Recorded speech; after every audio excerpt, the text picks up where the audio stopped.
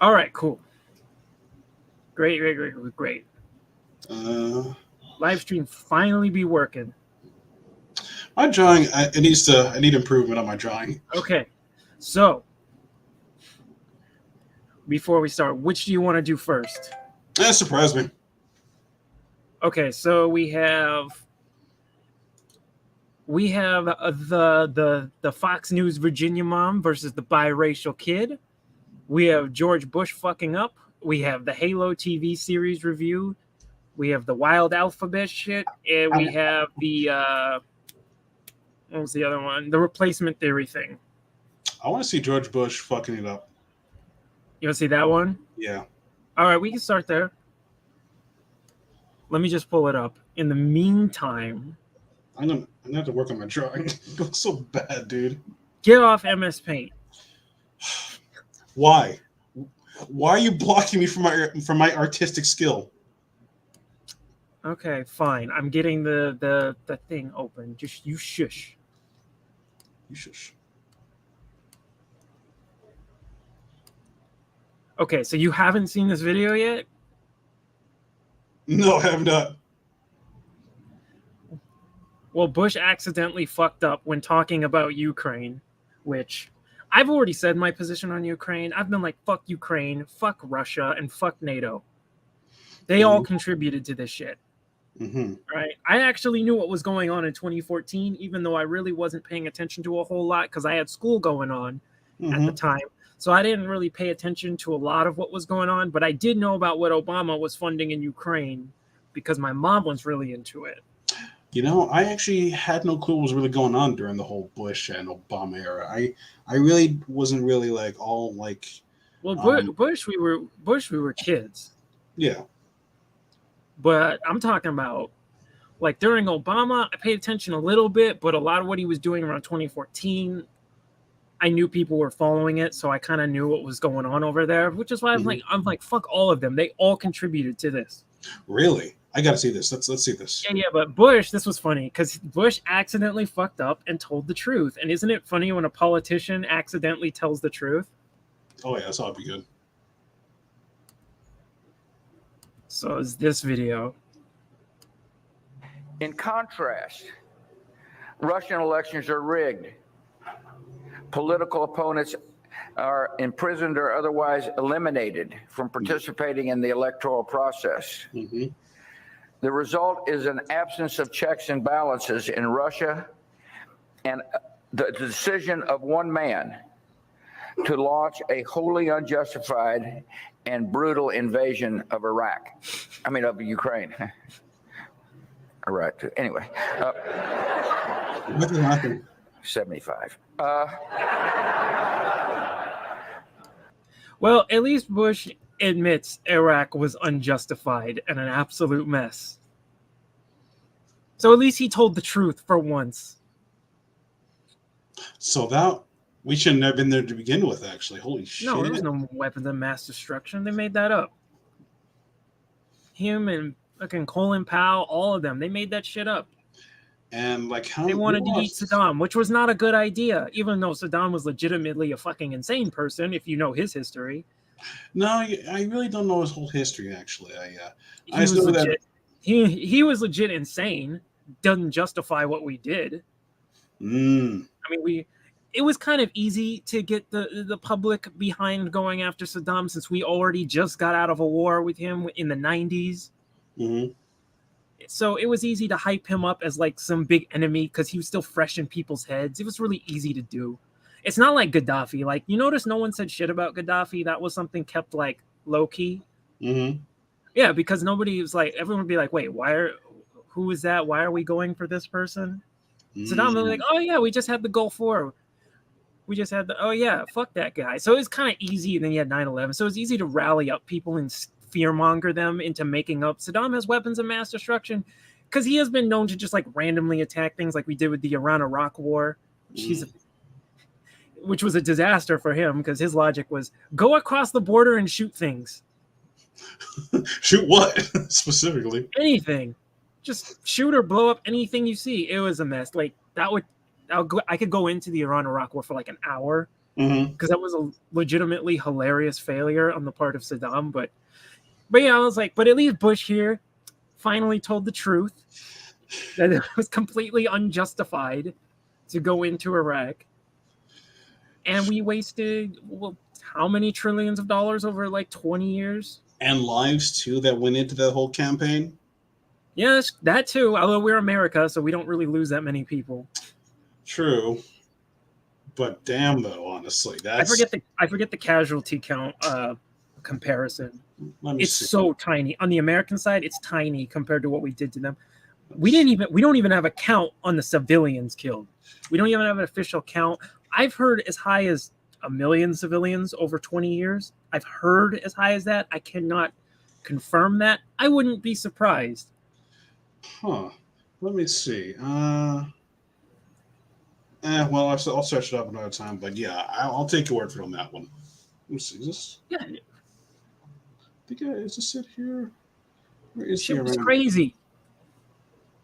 The Iran over. And Bush trying to blame it on being 75.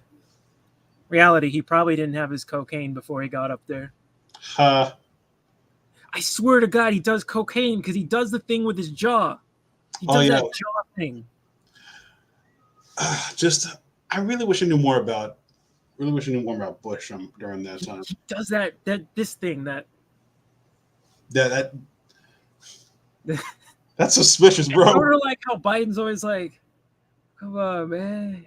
And he always like falls asleep. And then randomly he'll have like a fuck ton of energy, and you're like, "Bro, they shot him up with something." Jesus Christ! You know they're shooting him up with uppers. Let's be honest. Because there's no way he had that much energy during the campaign because he always called lids on everything. And then all of a sudden now he has energy. Like, dude. He can't because he can't talk. That dude's like, what, 80? 80, I think he's, what is he, 80 or 81 now? I forget. I don't. Somewhere up there. All of our leaders are old and have no clue what's going on. What is Pelosi now? Like 82? Let me see. Biden is 79. Yeah, he's gonna be like 82 when he runs again, and like Trump is gonna be like 80 or something. Nancy Pelosi's 82. Yeah, but Trump is like on it. Although some people have been talking about that, like, should we age cap the presidency? And I'm like, Donald Trump is 75. I mean, I want to say no. Who is? Donald Trump is 75. He looks good. Yeah. He dyes his hair, let's be honest. That's spray tan, right? You know, when he comes back, he should let his hair just go naturally white. Since now he's, since we're throwing out the term ultra MAGA, should just let his hair go all white. Every time someone says ultra MAGA, that's what comes to mind. I always think Ultra Instinct Trump for some reason. I don't know why. His hair like slightly lifts, right? And I always hear every time someone says, like, you hear the first few notes of the theme. That whip. Let me see if we can find it. Let me see. You got to get Biden this though. He's good on the memes. He's a lot of the stupid shit he says is memeable. Let me see if we can find the. I mean, how many times we don't need it? All right, stop. Okay, I'll stop. But that's the point, though. Actually, fucking hilarious. Okay, I guess move on. So, okay, which did you want to go to? Did you see this? Actually, let me show you this. Let me show you this one because this was crazy. You know, you gotta love the fact that we always dick around.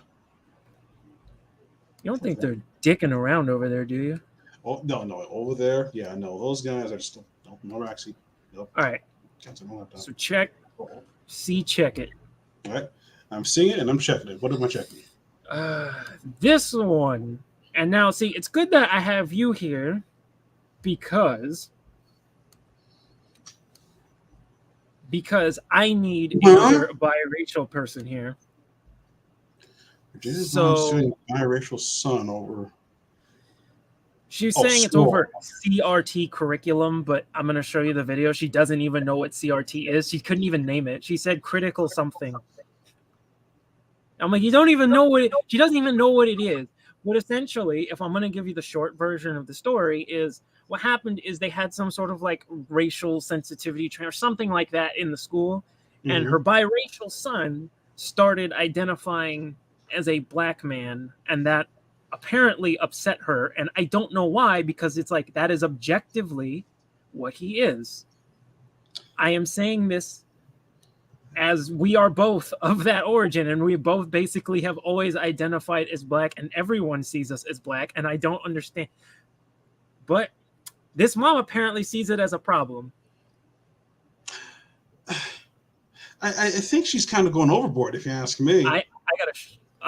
We'll go through the video because Okay. it gets crazier. Place of Jesus. Give it to God. He is No, doing this for shut up. you. Mean. Was it this one? What the fuck was it? That it? This is about veterans. There is a way. Scroll up a little bit. Yeah, fucking. Oh, what? The ad blocker is not working right now. Whatever. That's dumb. At least you get to learn about that person. I don't care about it. I just turn off the audio. I don't even know what's going on right now. There's a little mute button up there. You probably should hit that thing. For years now, the left has been claiming that critical race theory isn't real. And I'll even just jump if it ahead was, to it. they're not teaching I'll it. show you. But he'd never talked about his race or racial issues until the school forced it on him. Melissa is now suing his school, claiming they brainwashed her son. Melissa Riley joins me now, along with her attorney Ryan Bangert, Alliance He has Defense big ears. Senior Counsel. All right, so Melissa, your Thank you, son Josh. is the father's Thank black, you. you're I flop white, at those things. and he'd Sorry. never mentioned issues with race before. You're saying, what exactly changed? Right. We didn't have issues before. He's in 8th grade. They introduced this critical program, and She doesn't even know what it is. She said critical Something program. I don't get some of these people on the right, man. They're mad about it, but they don't even know what it is. well, It's shoot, because man. they've been told to be mad about it. I've been not told that too, but I've heard about critical race theory, but I can't really get I'm not a even good that big of a solid- fan of it. I understand it. There's accurate history in it, and I get the Mhm. concepts. I just don't like some of the conclusions it tries to draw. But I understand how the theory works and everything, and I was like, I don't have a problem with that. Mhm. The reason a lot of black people, we can say you're banning our history in regards to it is because there is a lot of accurate history within it. Really? Yeah, there's plenty of accurate history within it, I but did- I just don't like a lot of how it frames things or Mhm. conclusions it draws. I find it a little too, I'm like, I don't see how you're going to sell that to white people without them getting very defensive. Huh. I'm not a fan of it. And when they're saying like it's a Marxist philosophy, it actually is. It does say that in the books. I've read some of the intro to critical race theories books. It's actually pretty open about that. Really? It says it was inspired by people like Gramsci and Marx and everything. And I'm like, okay. And I'm like, yeah, there's stuff in it. I'm like, there's a lot of stuff that I'm like not a fan, Mhm. but there is a lot of accurate shit in there. Like, about how legal systems have been set up to, set up a racial hierarchy in the country. A lot of it's a Oh. basic concept. It's like, that's true. Like, and we're not even that, and it didn't go away. It just became, became a little more subtle, right? Like Biden, the way he was, doing things in the 80s, Yeah. it's a little bit more subtle than say something like Jim Crow, which we're not even that far out of because my dad grew up in that. Crazy. Yeah. You know what's funny? Actually, my mother and my mother's grandmother, my mother's mother actually grew up during those times too, like during slave time. I'm not too sure how old she is, but the point being is that she told me like way back then it was absolutely scary and whatnot living through the Jim Crow time. Actually, sorry, my history's bad. My history's absolutely bad. I'm not sure how long ago. My granddad died from police brutality. What? Yeah. When I was going through family history, yeah. Because the California reparations, I had to get all my, you had to get the paperwork and everything. Mm-hmm. Because as of right now, I believe it's proposed for ADOS only. So I had to get the, family history all together. Oh, this was in the 1960s. It was 1877. No, so yeah, God, I'm Wait, you terrible. going back to slavery? Yeah, dude, I'm sorry. My whole history, my timing's off. But yeah, Yeah. I get it though. That shit. But that's Like, what I'm saying. We're not even that far out. mhm, We're not even that far out from this stuff. People Mhm. trying to act like it doesn't have an effect right now. Like all that shit was way in the past. That shit was not way in the past. it's pretty crazy if you ask me. Anyway, Now he's having racial issues that was not there before. What kind of racial? yeah, because maybe he's starting to notice something that you told him that wasn't there, but it might have been there, right? Because a lot of times, a lot of these issues get covered up and are not talked about. That's true. A lot of history doesn't get talked about. Yeah, like if you ask me, like if they're like more truthful and like maybe like more open with our history, well, America's history, like it would probably like definitely open up a lot more minds. We don't talk about the Mafa at all. See, I have no clue what that even is. Like until See, that's the problem. 20 million dead. Nobody knows what it is. The no Black clue. Genocide. Nope, I never even heard of that That's the problem. until today. Shit that happens to us gets covered up. You don't hear about it. Whew, You want to boy. learn about it? You're not going to learn about it in school. You're going to have to read. You have to find it yourself because they don't talk about these things. Jesus I didn't even know what that was till like about 3 years ago. Sheesh. That's why I should like definitely like venture like more into like some of the more darker parts of our history. But instead Yeah, of we don't. Well, it's because mainly it's the right that pushes against it. It was like really. DeSantis is literally banning history. Like if you actually look at his like anti-CRT bill, it Mhm. doesn't say CRT. Doesn't say it. It Really? says topics that can make certain groups of people feel uncomfortable. And I'm like, that is very vague. And who would that be addressing and what subjects would that be for? Because come on, let's be real. Mm. We know where that's aimed at. There's parts of history that are not making black kids uncomfortable that are saying we don't want to hear this. No, instead we need to like start embracing that kind of thing, like so that we can like know more about it. Instead of like Yeah, just but they don't want to know more about it. They want to cover it up. That's the thing. They want to cover that up. They don't want to talk about it. It's really tragic how they don't. It's really tragic. Yeah, that's my problem with them. I get it. I totally get it. And I'm sitting there like I'm halfway there with you, right? Okay, I'm halfway there with you saying, the fuck? what? Anyway, okay, I'll go on. Racial issues is he having? Well, he's seen himself just as a black man. He's seen things that don't go his way as racism. Okay, one, why does it bother her that her son sees himself as a black man when he's literally a black man?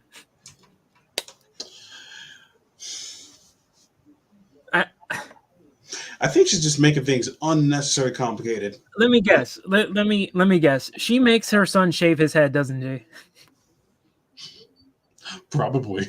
No, I'm serious. I'm just saying, like, why would that bother you? Your son is black. Why does it bother you that he calls himself black? That, you know, That's kind of concerning a little bit. I'm looking at you sideways when you say that. Hey man, I just saying when you race mix, there are certain challenges when you raise kids. Okay? Yeah. I didn't have that because my mom knew what she was doing. You know, I didn't really question that much. All I just knew that like there were other kids like that were like me, like same height, like same age, and that sort of thing. Never really questioned it, but I guess each kid's different.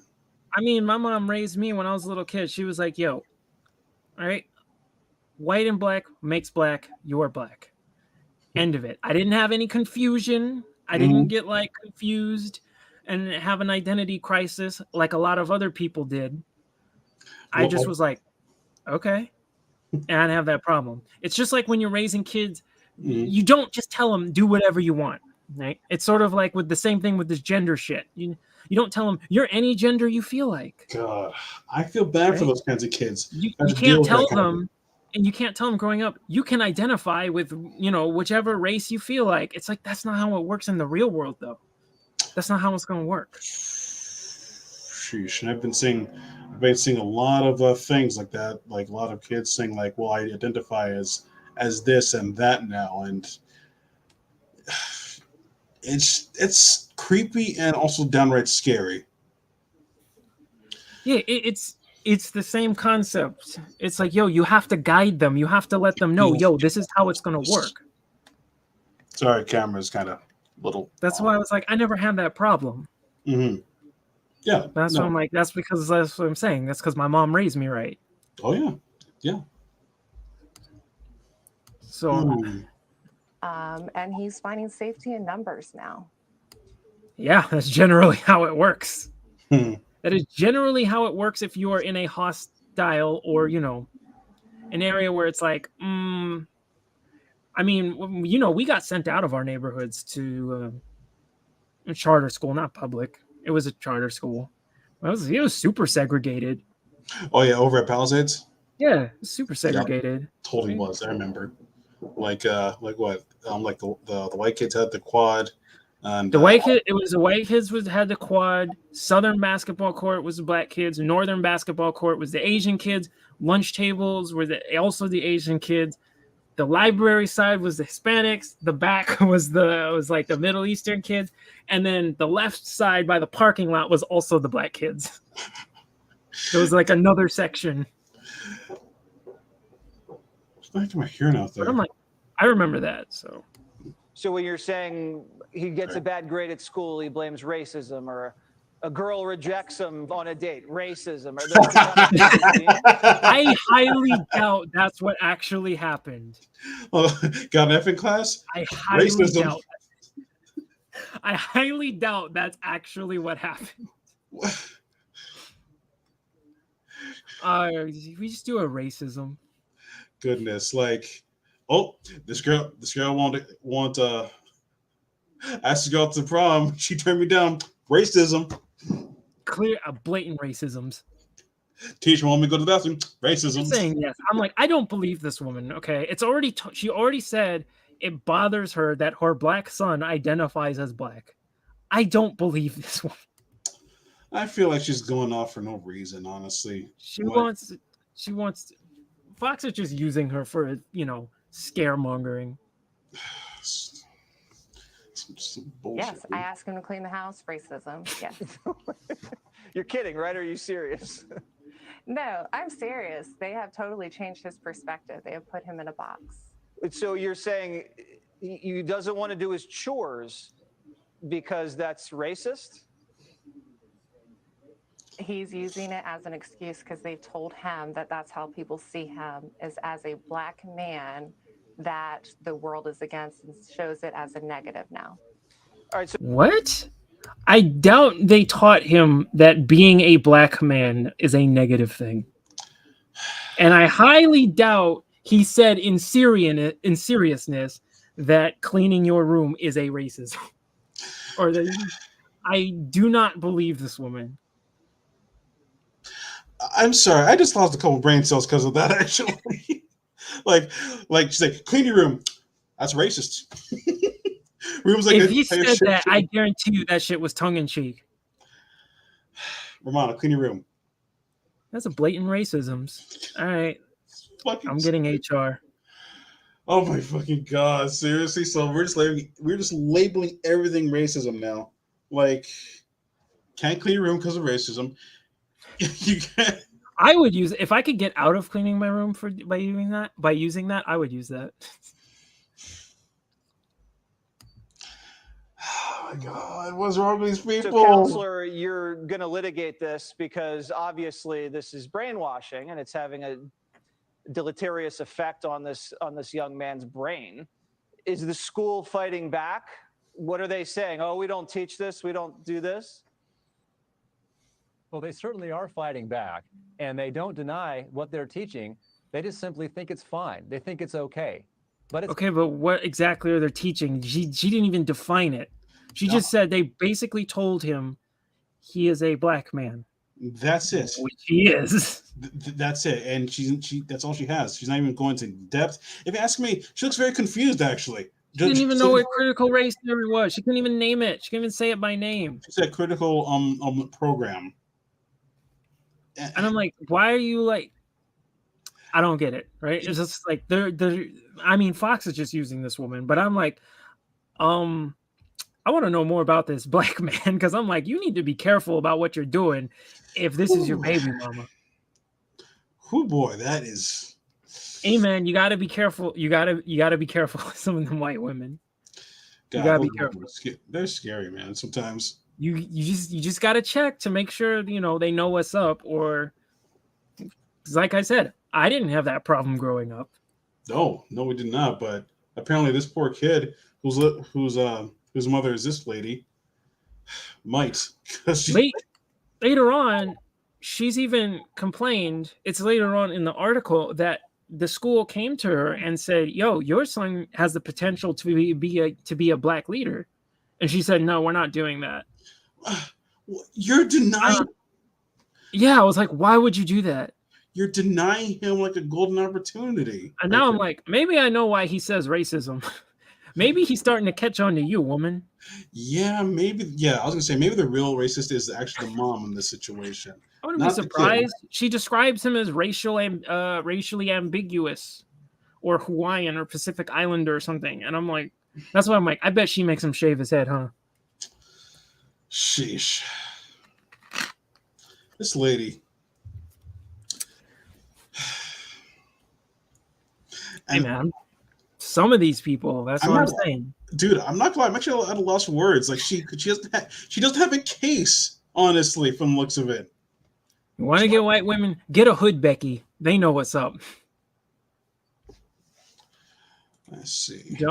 What? You don't know what a hood Becky is? Hood Becky. Really? No, dude, I have no clue what that is.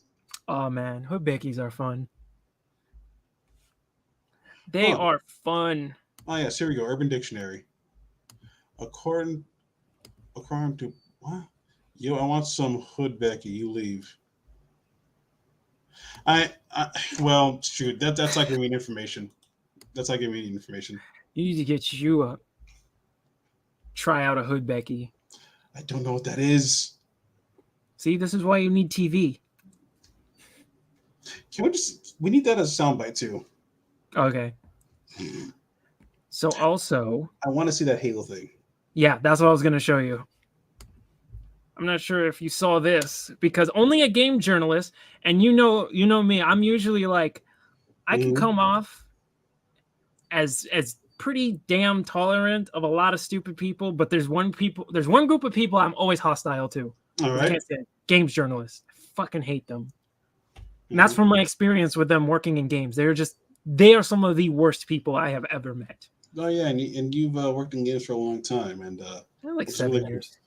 Not I wouldn't say I'm jealous, but actually, I mostly did VR stuff. So fucking.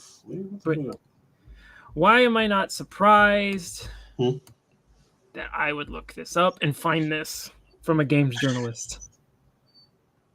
I'm sorry, what?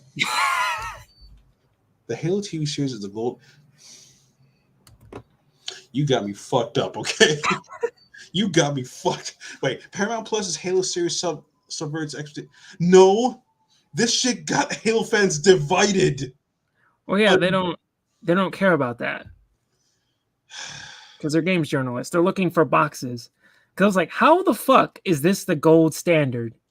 This is far from the gold standard for game adaptations. We have had so many better adaptations. Halo has had better adaptations than this horse shit. Like, look, there's Halo Landfall. There was the Forward Unto Dawn. I can't remember the name of that one, but there was Halo Legends. I think it was on Netflix. All of which were really good storytelling wise as well. And it's like we waited. How long did we wait for this for? 10 years. I think it was announced 2013. So yeah, 9 years. 9 years for this garbage. We waited 10 years for this flaming hot pile of garbage. Yep. And then they drop, not like within the first episode, they removed Chief's helmet. Yeah, they didn't earn that. They should have earned it. You have to have build up for something like that, but they didn't even earn it. They're just like, just take his helmet off. And then I'm Right? like, it doesn't look like John though. It It's doesn't. more like a Juan than John. No, things. I don't blame the actor. Honestly, No, not his fault. He's just working with what he's given. true, and he's getting a lot of unnecessary hate, unfortunately.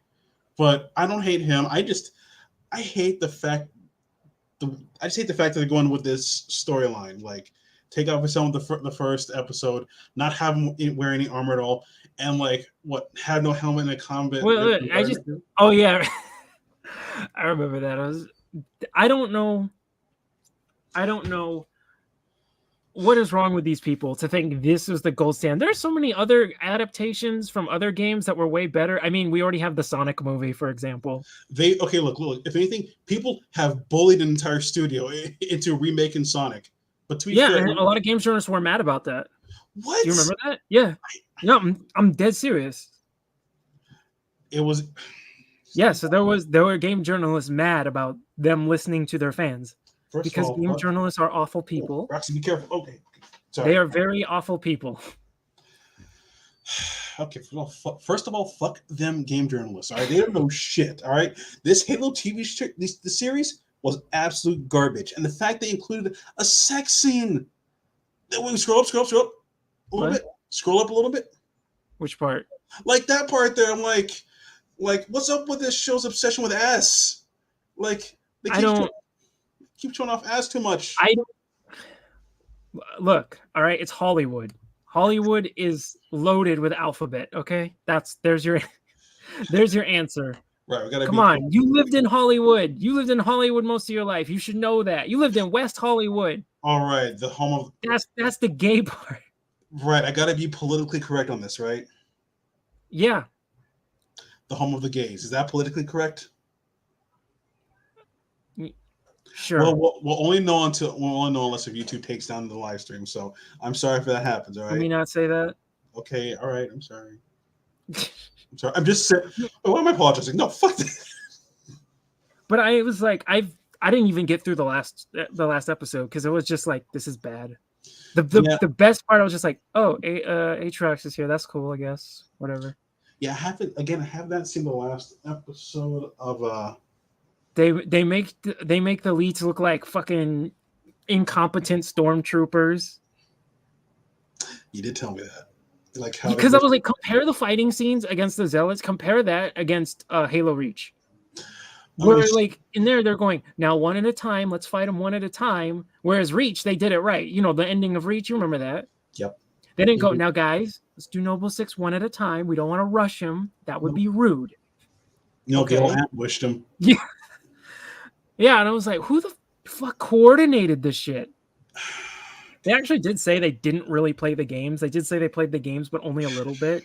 I was like, why are you going to make it based off the games, but then not fully play through the entire games? Actually, you had it right. Why not make it like... I'm sorry, just every time I talk about the Halo show, it's nothing but sadness. Like, I get so sad for this shit, man. Like I've seen Hidden Xperia's whole reaction to it, and I saw it. Just feel bad. I feel bad for him, honestly, and I feel bad for anybody who was expecting the show to be like hype. Yeah, but see, they say stupid shit in the series, like in this article. Like, I just want to pull out a lot of the stupid shit. Mm-hmm. They were just saying, like, arguably the best way to approach a video game adaptation, it subverts expectation by giving us a fleshed out, humanized version of Master Chief. You mean like Halo 4? We already did that. That was literally Halo 4's story. We already did that. And they didn't have to take his helmet off every 5 seconds. You can tell the story without seeing his face. You know what his face looks like. Exactly. You have to, or you know, I don't know what this show's obsessive with because like just get Chief naked every 5 seconds. Yeah, like just like if he's not wearing his armor, he's always like he's not wearing anything half the time.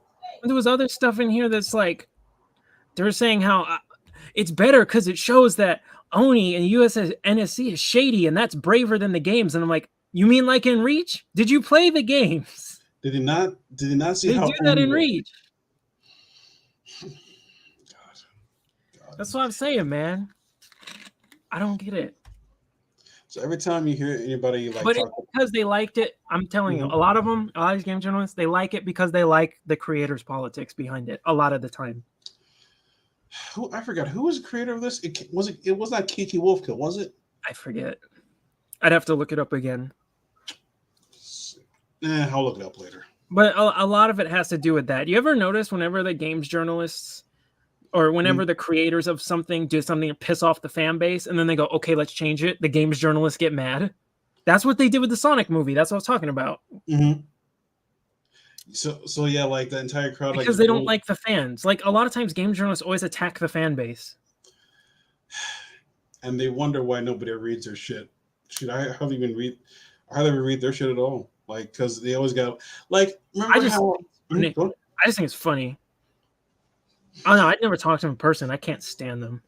Did you tell me you had like a bad experience with one of them? Yeah, that's a whole long story that Okay, I don't even well- think we can get into on here. Okay, no problem. God, let's what does it say? Adapting a video game can never be done a one-to-one scenario. It just won't translate. And No one asked for a 1-to-1 though. That's the thing. The Sonic movies were not 1-to-1. Wait, this kind of story feels like a best of both worlds scenario. What scenario?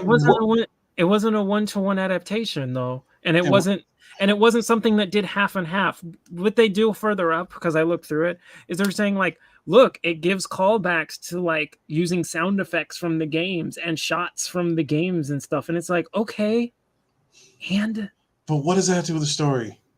right, It has nothing to do with I the still story. gotta watch Heroes of the Guild. I still gotta watch that. I've heard that's a good adaptation for Monster Hunter. Really, I still gotta watch it. I'm like, not, that's an adaptation that works, or at least for what I heard, because my friends told me it was really good, so I gotta go see it. versus the Monster Hunter movie. Which one was I better? never saw the movie. I didn't care. I'm not gonna lie. I did not care. You didn't care for the movie, huh? Nope. Did not care. I mean, I don't blame you, seeing as how like the summary of the movie was set in a modern America or something like that. Unless this is about unless we get to see like Conchu going through New York or something, waving at people. Conchu's Day Out. Yeah. I would God. find that. I was like, all you had to do for like an actual like Monster Hunter movie is like you don't need all these actors or anything. I was like, just literally all you want to do is make money, put them all in the arena, turn them into power style, and just watch them all fight. And you make money. Just do that for 2 hours and you make a bunch of money. Like, you guys like money, right? Don't do that. That's all you got to do. Although that'd be expensive as fuck. Paramount, you like money, right? Don't do this. And I don't know what it is with them. The worst part is that it's been greenlit for a season 2, and I hope. I think they did that in advance though, so they didn't know what was, But a lot of shows get greenlight for season 2, and then they can get like canceled before they come out. But I think they're too invested in this. They're gonna do it. Hear me out though, man. I'm hoping for in season 2 we see Master Chief waking up from his cryo sleep, like in Halo 1, right? Like think it and helmet on. You think you see the thing like Rise, right? And he's like in his head, he thinks himself like, "Well, that was a really bad dream." And then it helmet on doesn't come off. Steve Downs' voice. Yes, that was so stupid. Because if you keep the helmet on, now you can use Steve Downs as the voice actor. Missed fucking opportunity, man. That voice is too iconic. Why would you get rid of that? I mean, Pablo's is But then not again, that bad either. It's all I'm right. not saying he's bad. I got nothing against him. But you need the icon himself. Like, it's sort of like casting Chris Pratt as Mario. I don't know how that's gonna work out. Dude, they have Seth Rogen cast as Donkey Kong for that Mario movie, and all I hear is Donkey Kong swinging through the jungle with that laugh. Like, I cannot unhear that. And I'm like, you guys like money, right? Use the original voice actors. I'm gonna trust Nintendo that they know what they're doing. I don't know, man. I'll give them the benefit of the doubt on this one until they prove me otherwise. But Chris Pratt though. Chris I mean, Pratt. it could work. I don't know. No, I don't know. I don't know. I mean, they already had Ryan Reynolds for what? Pikachu, or for Detective Pikachu? Was it Ryan Reynolds or Kind of worked. I didn't really care for that movie. It was like they could have done without the voice acting, and they could have made the Pokemon in the game look a little more cartoony and stuff. Like He looked weird. I didn't like how he looked. I've seen Psyduck, right? His like realistic version looks like Nightmare Fuel. If you ask me. Yeah, but that he should. But yeah, I'm gonna assume that, you know, if it has a lot of speaking in a Mario movie, that's maybe why they wanted to recast it. Because if you've ever heard, you know, extended Mario speaking for extended periods of time, I was like, I imagine maybe it could get annoying as their guess. Because you know, I have my poster over here when I met Charles Martinet. Yeah, so I got to hear what that was like, and I was like, okay, maybe. But like, maybe you don't have to have him like speak for extended periods of times. Like maybe I know you tell the story from everyone around him. Yeah, like, you know, with Super Mario. I'm sorry, not Super Mario. Mario and Luigi Superstar Saga, or, you know, like Dream Team, like have Starlo tell, like, speak for them, you know, or maybe make them speak gibberish. He's like too, yeah, but I guess he's too marketable. Because a lot of times what they do is like what they're doing with the Halo series is they're not giving a shit about the fans. They don't give a shit about fans. They give a shit about trying to hit general audience of people who don't care for Halo. But they want to get them into it. And it's like, why? Why not just aim? You already have a huge fan base. Just please them, make a good fucking show. Other people will, you know, jump on board. Or, you know, like make a continuation from Halo Landfall. Honestly, they could have just used it as reference, gone from there. But yeah, I digress. Because did you see? I know we're gonna hard segue because this just made me laugh. All right, I thought this shit was funny. Let me put it up. Turn that off. Let's see. Hit this button. So you know how the UK, they're even more crazy with this shit What's wrong with than the US is. Because this made me laugh. So that's why I decided to throw it in. You've seen this, right? Oh, gosh, I have seen that. You did see this picture? I saw that picture. You saw it? I'm going to zoom in more. Wait. Okay, yeah. What's FTM? Female to male. Thank you, Mom. Wait, but that's already above it. Hold up. Does that mean something else and I don't know? Because you alphabet shit always change shit like every fucking 3 seconds. So I don't fucking keep up with y'all. It's always hard to keep up with these guys, honestly. Because it says female to male right above it and then FTM. What's agender? That's the same fucking thing. It means no gender. You can't just pick. You can't just say that you're. Okay, no. But it has like transgender male, transgender female, and I'm like, so why do you need female to male, male to female? Why do you need this in here? That's the same fucking thing. And they have an option for neither. That's working in a binary though. Bro, they just make shit up. They make shit up every fucking day. I have no clue. I don't even know what this one is. That's like that's a long CVS receipt. Jesus. Two-Spirit. Yeah. What's that even mean? Two-Spirit? That one's been around for a while. That one, you go back to the DeviantArt days. Really? Usually means you're split with another animal, like with an animal. You're two-spirited. What else you got on there? I don't know how that's a gender. Transgender person.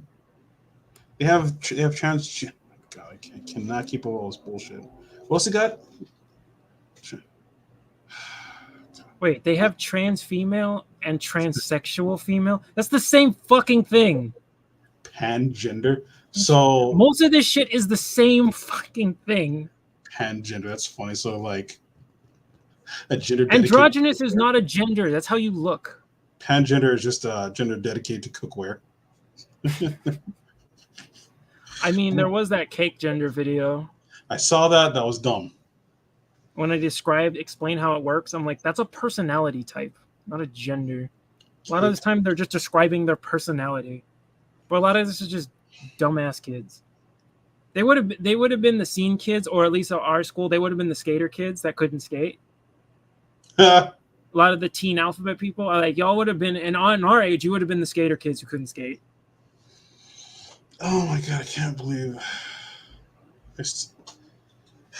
Man, they're just making shit up at this point.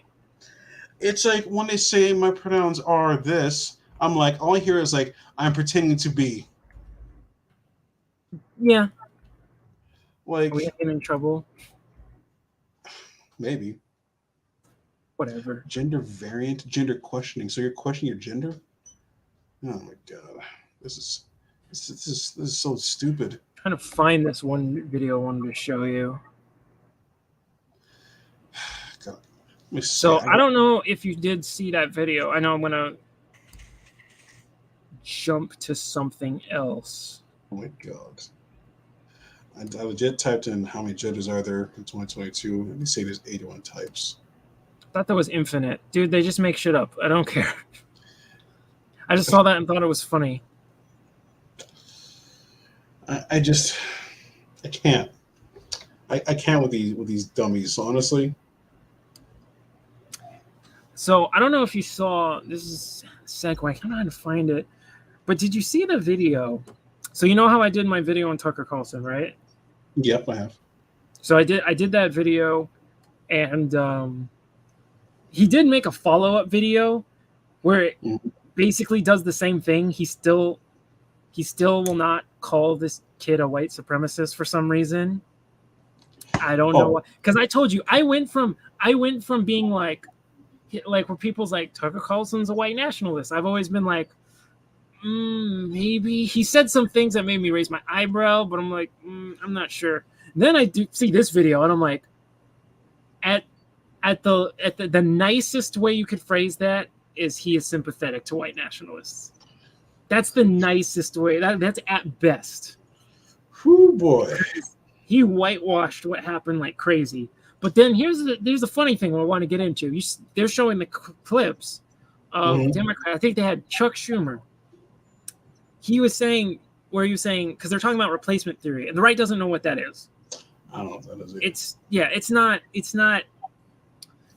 So it is a racist theory. Replacing, like, the problem is a lot of these people are more concerned with, like, how do I explain this? I just froze out because I just forgot what I was going to say. It's okay. It's more so along the lines that they're trying to get rid of white people. Because, and here's the thing. So you hear, I believe it was Chuck Schumer go up there and say, demographics are destiny, which is funny because that's a literal white nationalist talking point. That's literally, they say it. Really? Yeah, neo-Nazis say it all the time. Nobody... The general idea is that biologically, like inherently, minorities, different groups of minorities, just by default think a certain way and therefore like vote a certain way. It's super racist. But the phrase they often use, these white nationalists will say demographics are destiny, and then you see a bunch of Democrats saying that, and I'm like, why isn't the right attacking them on that? Unless they think that's correct. Because I'm like to say, you literally have him saying a neo-Nazi talking point, and nobody's attacking him. Why? It probably went over their heads or something and had to. Or they agree with that statement, because I don't know why you would let that slide. Whew. The sounds must be deaf. The sounds it's sort of like some of the coverage where you had some going like, oh, Biden couldn't go to Waukesha, which was not a black supremacist attack on white people. That was completely made up. And they were like, oh, but he could go to Buffalo.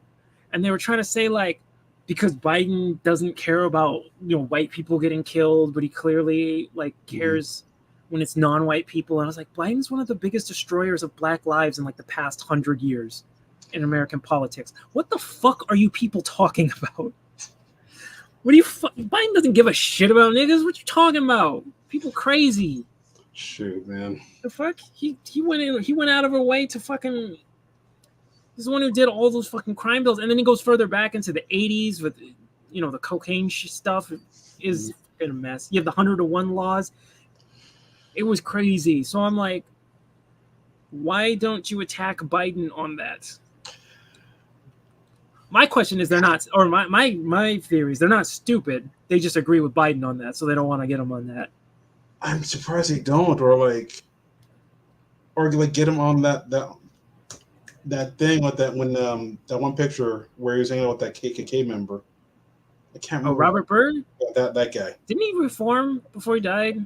I don't remember. That's what I've heard. I've been hearing that. I don't remember. I have to look that up again. It was a long time ago. So I remember. That's what I've heard.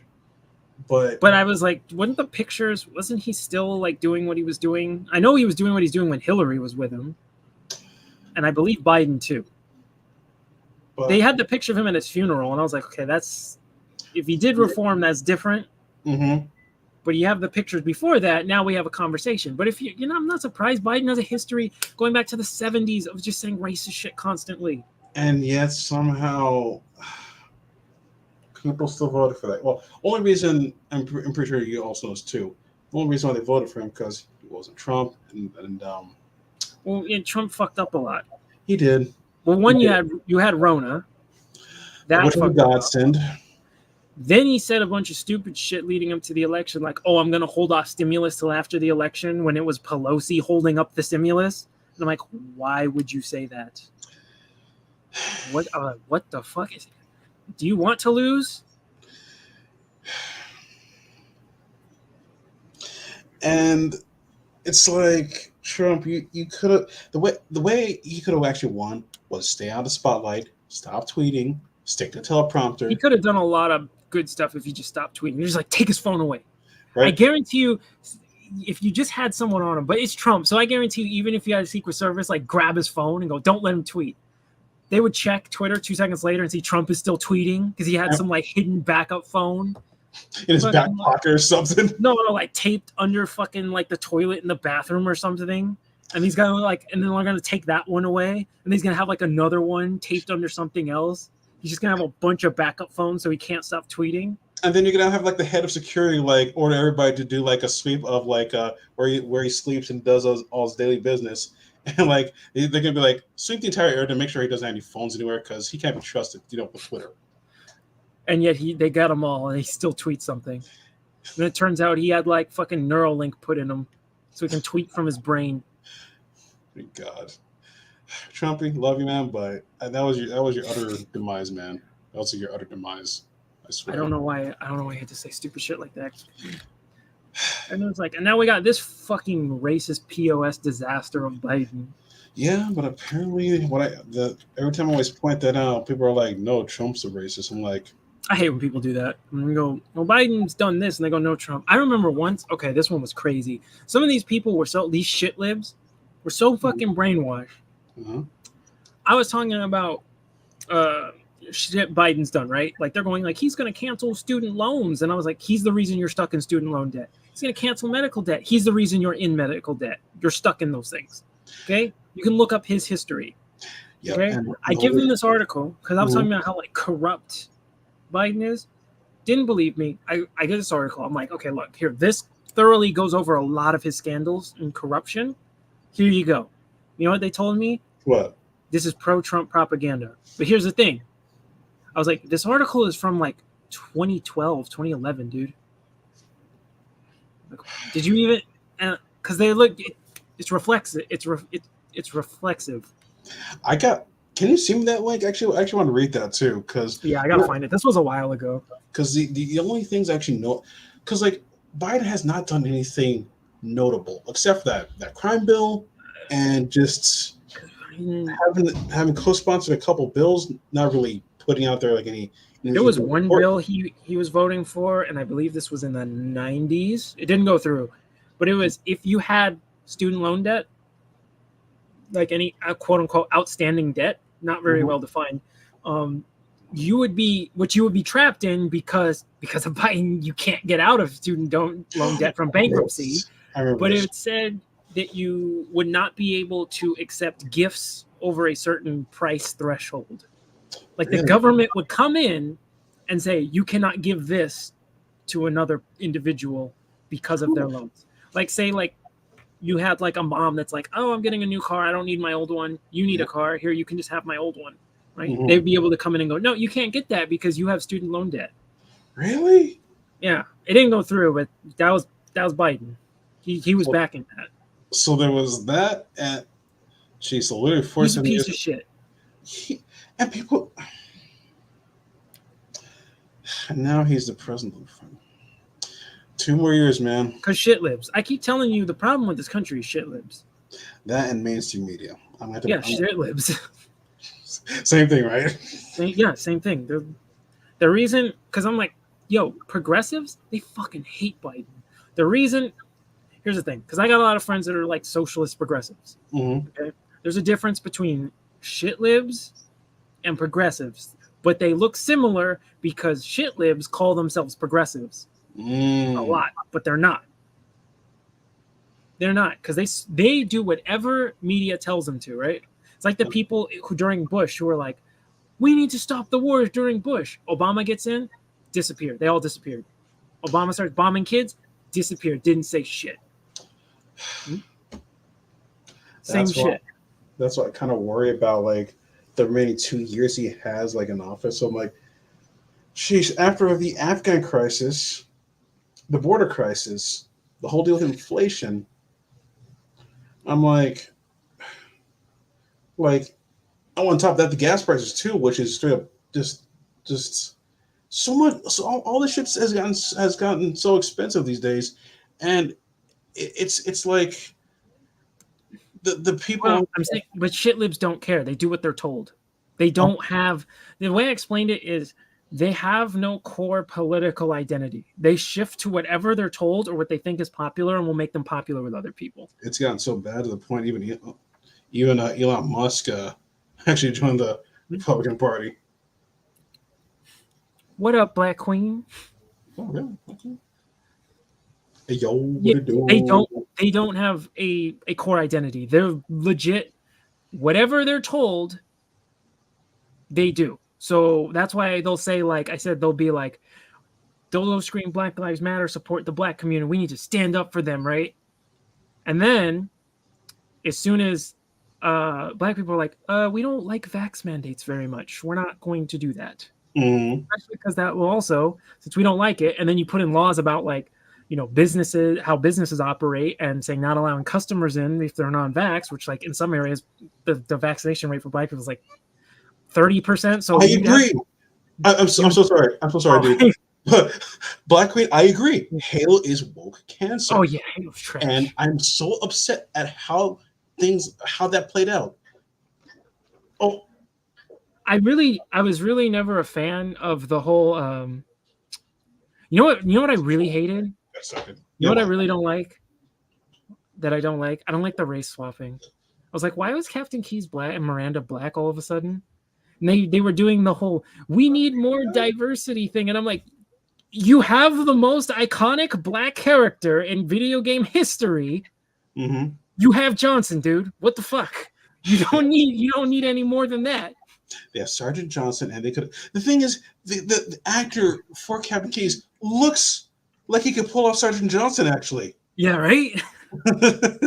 I was like, you should have done that instead. And then they went so far to like have Miranda, of course, black, like for some reason. I don't know why, and she's not even a lieutenant. I mean, military. Like I said, I'm not a fan of doing that in games and movies and stuff. I never liked that.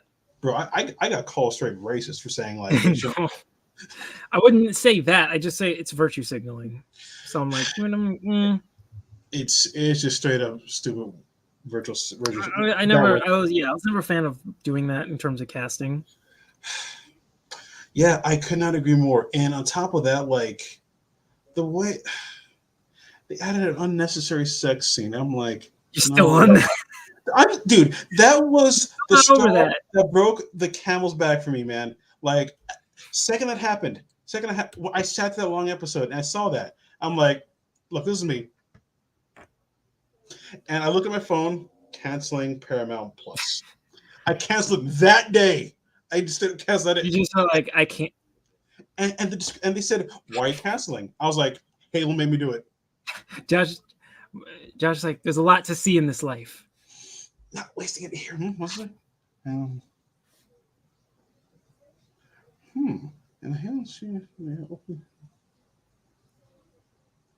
I must have missed that. Yeah, right.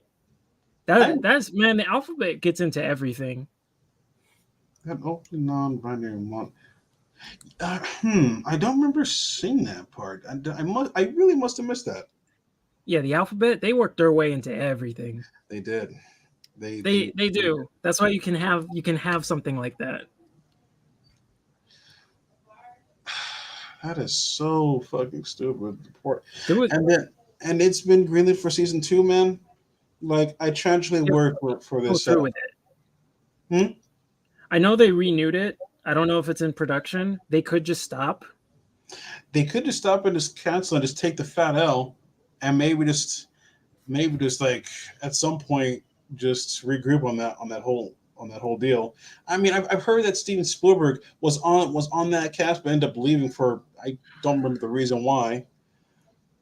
And I think if they wanted that to succeed, all they had to do was like do a really good retelling of like maybe Halo Reach. Yeah, but they could put it's supposed to be a separate universe. You can put your own shit in it. Exactly. I mean that's how. See, that's a beautiful thing about how Bungie made Halo. Like, they left it open. Like, you can make like entire story, like. Yeah, because we already had the story of Reach way before the game came out. Totally, yeah. And then they just were like, we're just gonna follow a separate group of Spartan 2s that are doing something somewhere else. Oh yeah, of course. You can like instead of Blue Team. Exactly. See, they should have gone that route. Actually, honestly, they could have mentioned Chief. They have to have Mr. Chef. They have to. No. His name in that show is now Master Cheeks. No, but they have to for marketing reasons. They have to have him. That's not negotiable. And then of course they just made I can't remember the blonde chick, that blonde chick. She looked so weird when she took out that dang pellet, suppressing her emotions and shit like that. Like, I'm not sure if you saw that episode where she did, and then she met up with Miranda, the incorrect Miranda, as I call her. The incorrect Miranda, as I call her, believe me. Okay, just like, for a minute. That scene was so freaking weird. I was like thinking, are they going to kiss? I was legit thinking that. Like, I hope they don't kiss, because if they kiss... You know what this made me want to do? I want to go rewatch Landfall now. God, Landfall. Now, they did it right, man. Halo Fall. I have not seen Landfall in... God, when did it come out? I can't remember. It was one of my exes made me watch it. Dude, like... After every show I see from this Halo TV show, I just go back and watch Halo Landfall. Remember those old? I forget what they're called. Remember, it was after Halo 3 came out, or was it a promotional for leading up to Halo 3 when they did those live action battle scenes so we could see what they actually look like in live action, and they were insanely good. They looked fucking amazing. I think that was definitely Halo Landfall, but after that, I'm not sure. I think because that's the one I actually know of at the moment. There's that and Forward Unto Dawn, but I didn't really care for Forward Unto Dawn that much, actually. I always get Landfall and Forward Unto Dawn confused. I get the names confused. Landfall was the one with the ODSTs. Landfall was the one with those recruits in that. Make ODST a movie. Oh, okay, yeah. Dude, yeah. Sick, jazzy ass soundtrack. Dude, that Halo 3 Halo 3 ODST had that sick ass saxophone, like you can attribute that saxophone to Halo 3 ODST. Like second I hear a saxophone, it's like somebody playing Halo 3 ODST. What was it? The Mombasa Streets one? That one? Yeah. That would have been better. They should have just done that. But no. They didn't. The Marines were barely in the Halo TV show. They were there, but they were not. They were there, but they didn't do much. I remember on one of the episodes, one of the Marines were actually back on the turret, and actually doing work until it got blasted by the Needler, which I thought was kind of.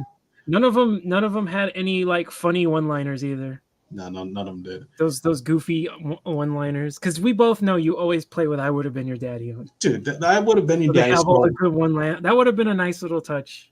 You know what sucks in the Halo 5 campaign? Like you gotta look for that skull. Like it's not unlocked at the very beginning. You always had to do that. I legit thought like it was unlocked at the very beginning for Halo 5, or I guess at the very least, but I guess not. Yeah, you always had to do that. Hmm. I remember it too. It was a bitch.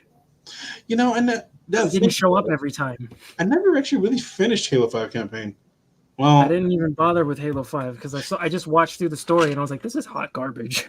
but you know what's even more tragic, dude? The fact that like I was just like, oh, cool, blue team. Halo 5 had better. I still stand by this, and this is the hill I can die on.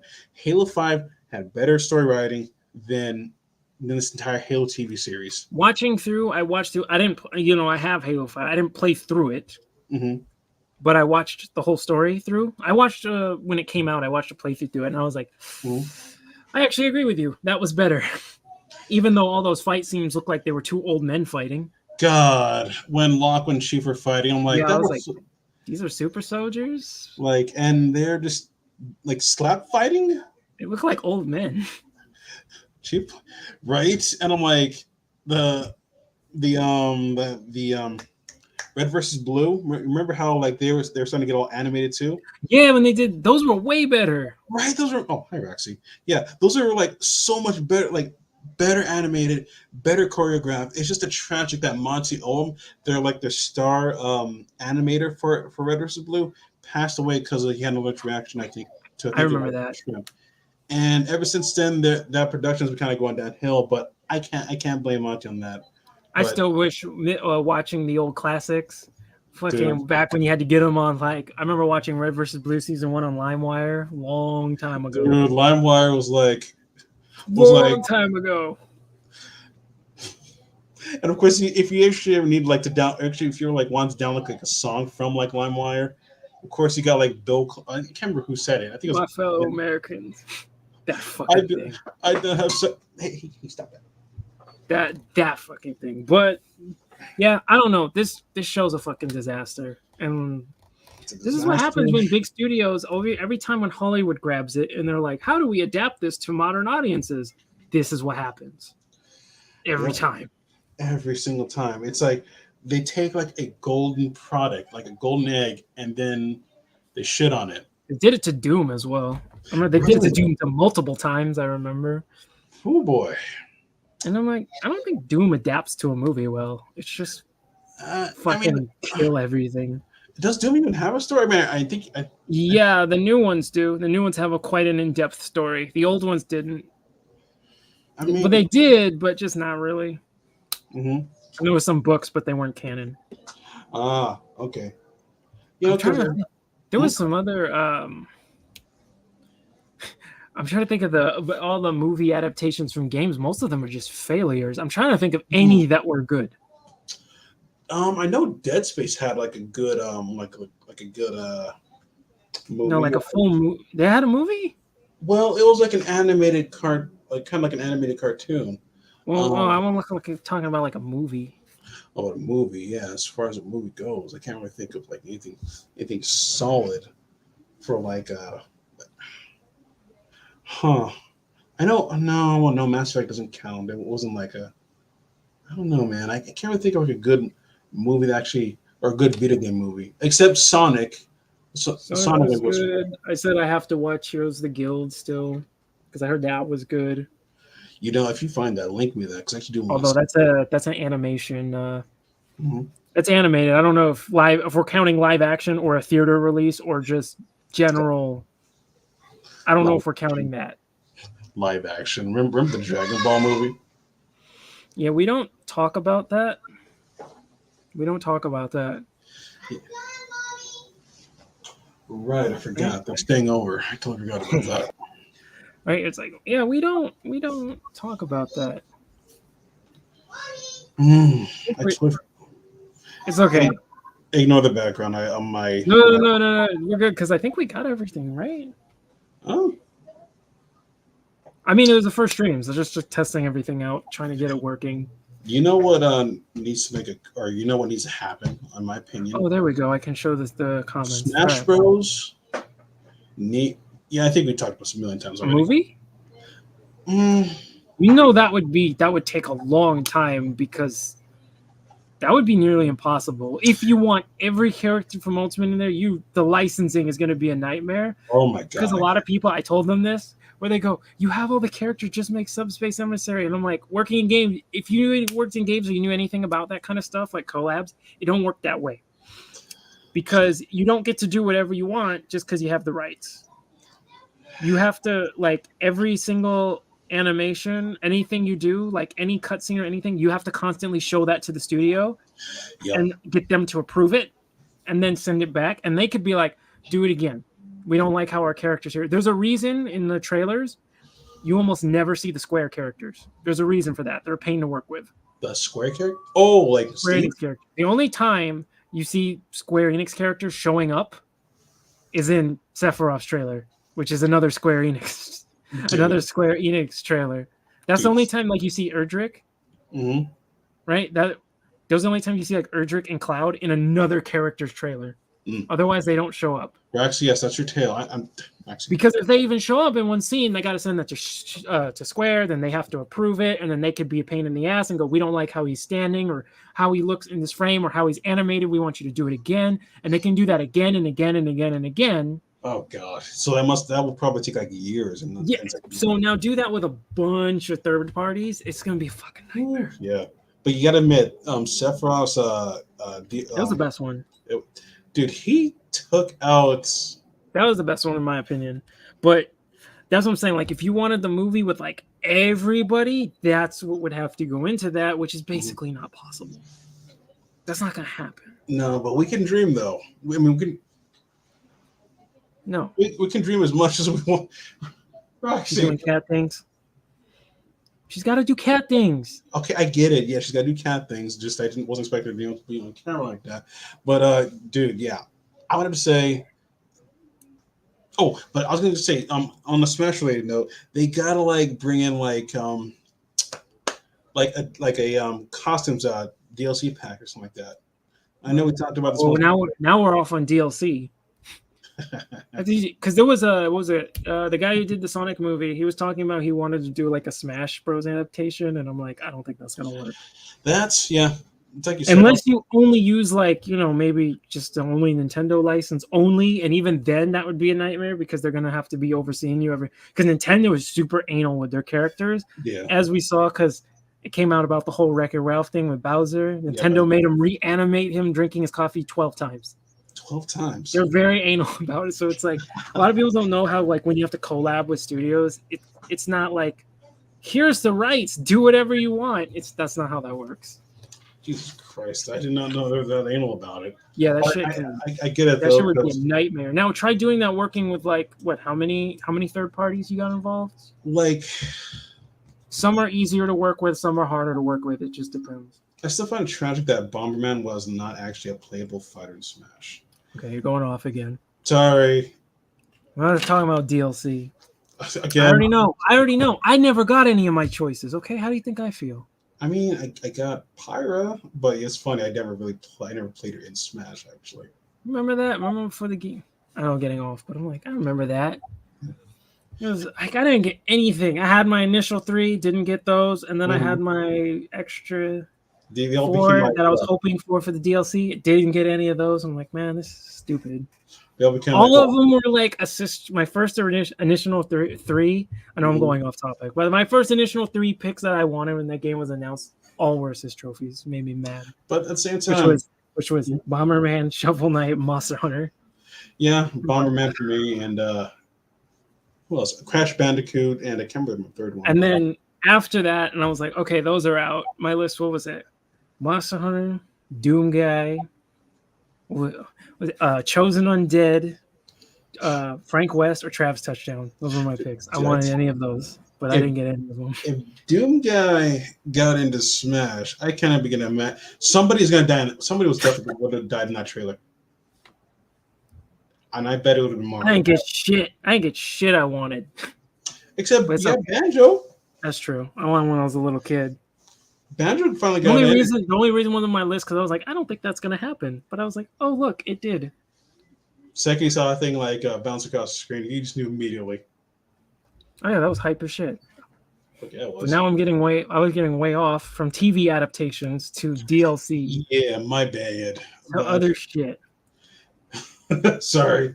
As far as like TV adaptations go, like yeah, Halo, the Halo TV show, I had high hope. Well, I had to keep a level head when it came to that. Actually, Well, when you honestly. had 9 fucking years and a budget of 90 mil, which to be fair for that much CG, 90 mil's not that much. It's not really. No, not really. Not for when you need that much CG. Yeah, it's not that much. Games can cost more than that. Damn. And they're pumping that out. Like Like, game production costs more than that. But I mean, to be fair, like I don't know why. Like speaking of like the Halo TV show, like the props and everything, they look so they look good, but some look good, some looked weird in my opinion. like when Chief was firing the assault rifle, like real showcasings, like there's no showcasings. I'm sorry, I'm Were there- very picky. were there I'm not? real picky. I forgot how it functions. Is it bullpup ejects out? Is it Yeah, eject it out ejects here, at the or back. does it have the tube that ejects out the front? You know what I'm Oh, talking about? Oh, I'm You sorry. know how like the F2000 has that? yeah, It's got the tube along the side. It ejects out the front. actually, it's Whereas a, other bullpups, most of them will eject back here. yeah, it injects from the back. Okay, I couldn't remember. I haven't played Halo in a while. Yeah, it's been a minute actually since I played Halo. Like I actually do have Halo 5 still installed. I do play Warzone Firefight. I'd rather play Reach, aka the best one. Controversial opinion, apparently. What? How is it? Really? Apparently, everyone's like 3 is the best one. No, Reach is the best one. Fight me.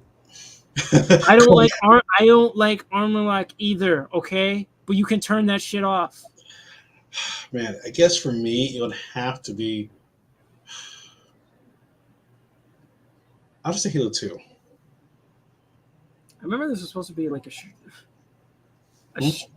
I was like, I like how we just got like, no matter what we got on, it always routed back to the Halo TV show, regardless of how much other shit there was. Because it was that bad, it kept making us come back here. My bad, bro. I legit like I that didn't show. blame you. I didn't blame you. I'm just saying it was that bad. God, like I fear for that show. Honestly, Season 2, no one's hyped. Nobody's hyped for that. nobody's hyped for that. I think they did too much damage already. Unless they do the following things. Number one, keep this joke that you made earlier, 117's helmet on at all times. Don't do that Iron Man shit where they zoom up on his face. That was weird. Get Steve Downs. Well, they can't. They're not going to make a change that big all of a sudden. I wish it would, dude, but I just worry about that show, dude. Like, just do that at least. Keep the helmet on. Don't be cringy, and stop making Chief like how he was in the dang show, because it was just trash, fucking trash, man. It didn't feel right. None of it felt like Halo. I know, that's why I said they're just good, but the studio's trying to go, they're humanizing them. It's like, we already did that. Look, you know Halo 4? Yep. They did that. You're doing that Biden thing. Do the Biden thing? You're doing the Biden thing, the whole Biden whisper. Look, I did that. I did that. Why is he whispering? It's don't know. weird. It's weird, and then he gets randomly angry sometimes. It's weird. It is freaking weird. And what was I gonna say? So yeah, hopefully they'll do that. Just keep his helmet on all times. Make him stop being weird and like grumbly and just basically stop being such a whiny stop being such a whiny bitch. I don't know. I want to hope it gets canceled. Yeah, I agree with you on that one. I legit agree with you on that one. I kind of hope it does get canceled.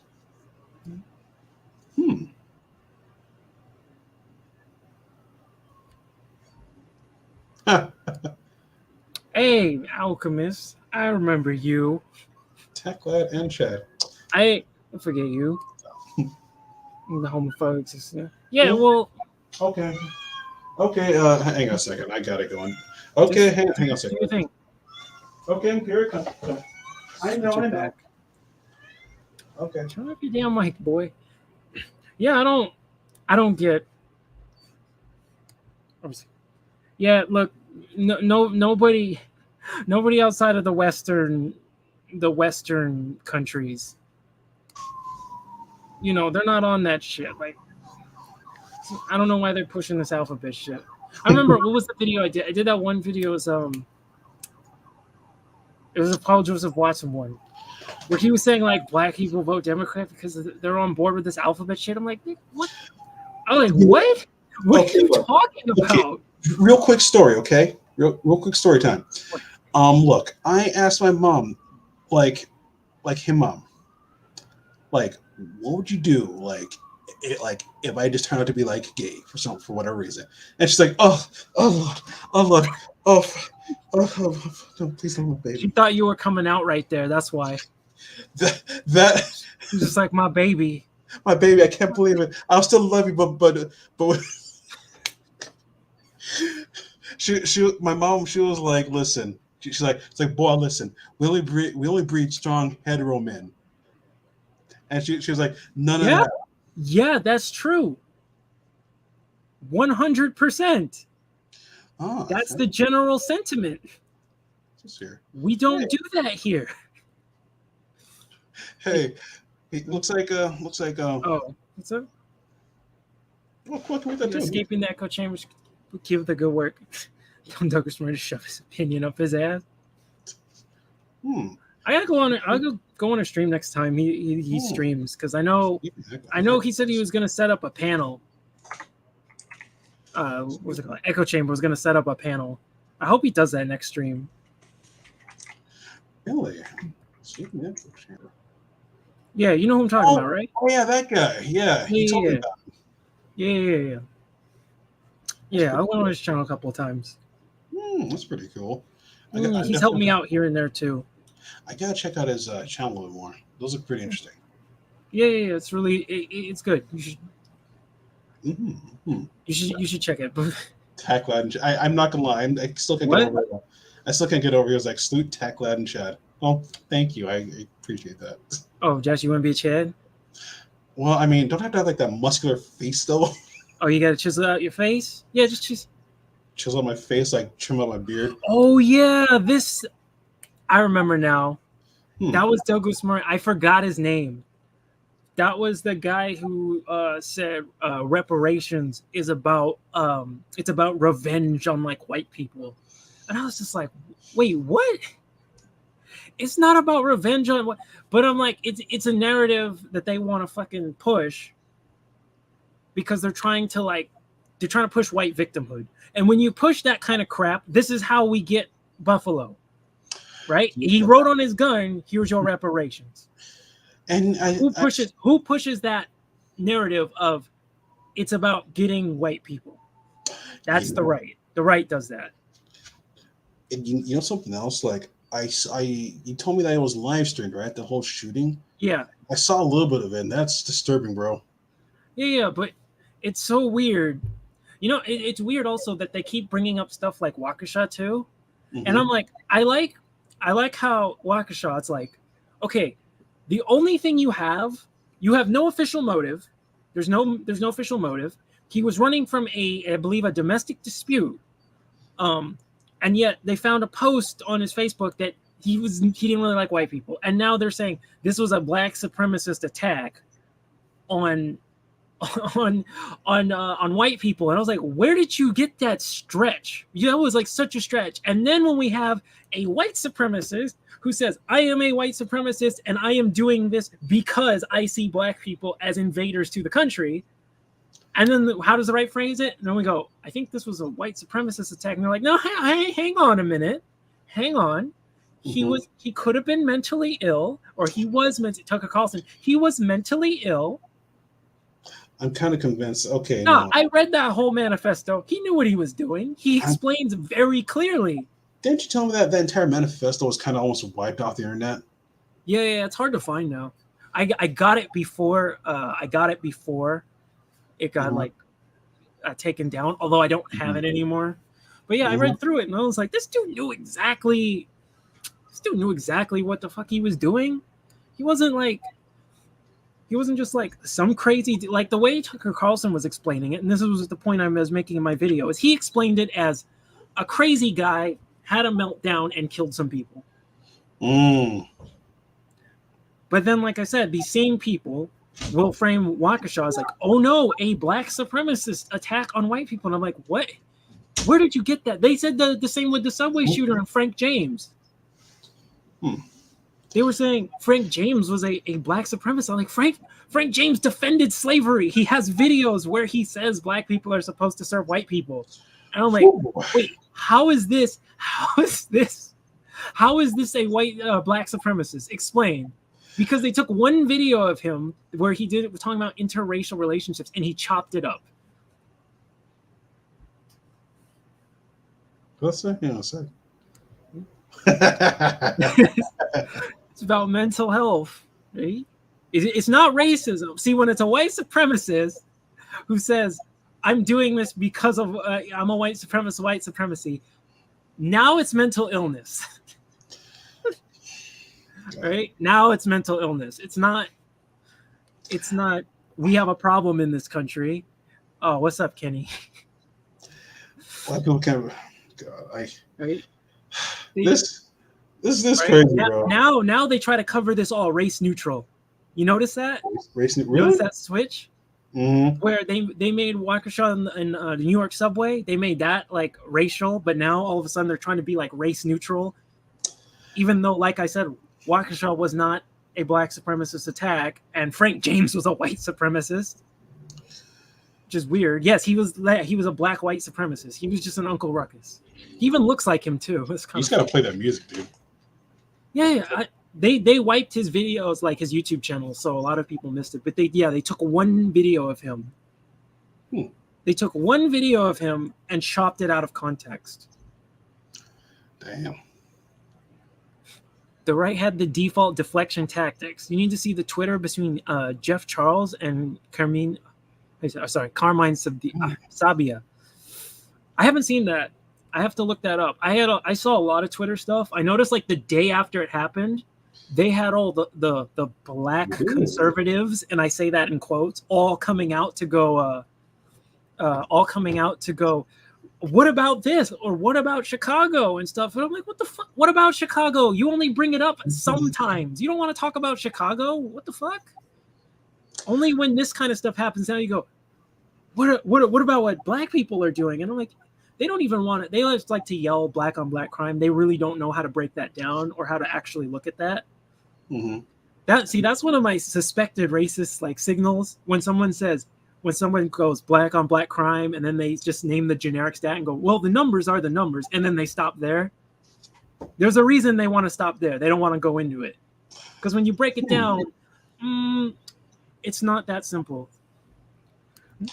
Hey, that reminds me. Hey, man, we got hungry. I'm gonna go grab something real quick. All right. Yeah, Frank James hated black people. Yeah, he did. Yeah, I saw that video. He did not like black women at all. Oh. Transracialism? Oh, what are your thoughts on transracialism? The Kuhn slur somewhat alludes to some of transracialism, trans ethnicity. That's some bullshit. Transracialism makes about as much sense as transgenderism.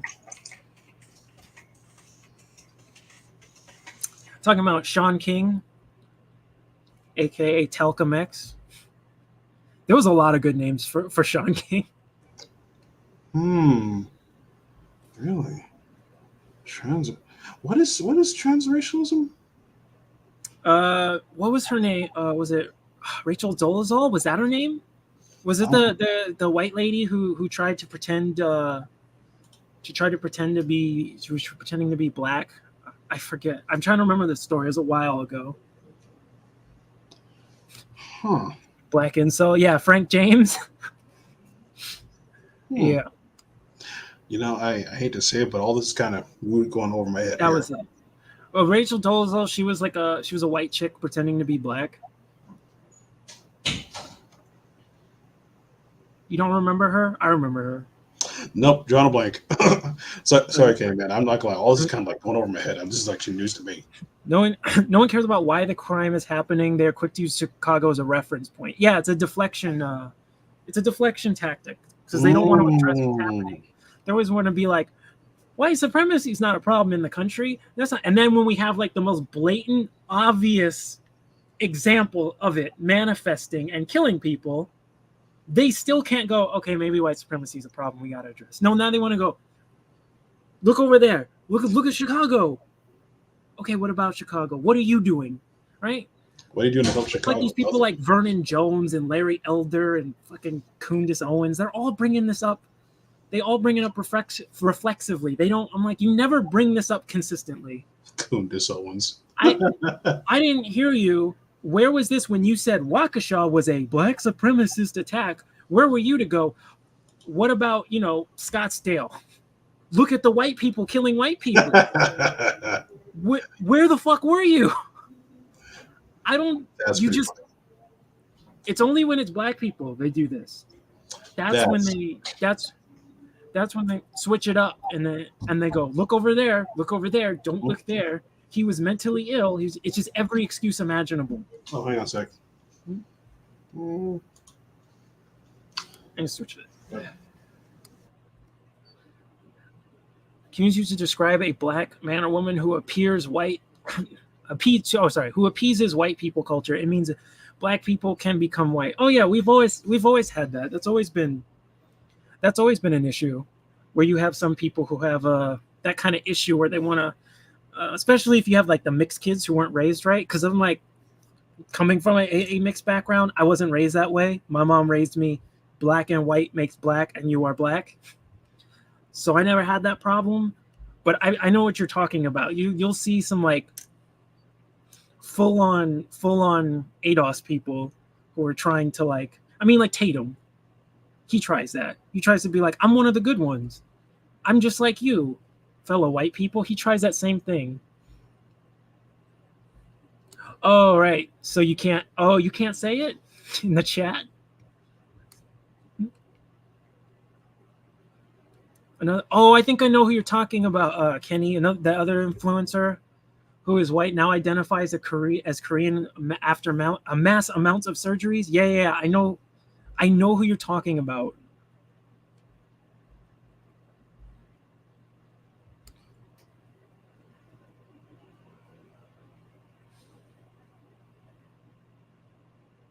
Wait, Brandon Tatum's response started great. He had a response because I didn't see it yet. And then he said the shooter had some good point. Bruh, you playing, right? I mean, I wouldn't be surprised.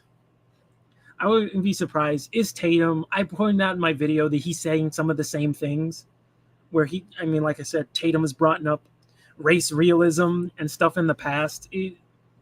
I don't doubt that. I kind of want to look it up now. I want to look it up because I already know that's. Let me see.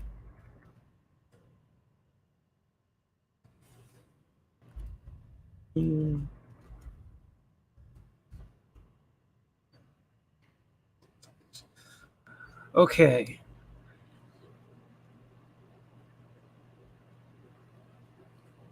I gotta find it. I don't see it. Is it? You're gonna have to like post it in the chat because I don't see. Unless was it on Twitter? Hold up. Oh, it's his Instagram. Oh, do you have to sign up for Instagram?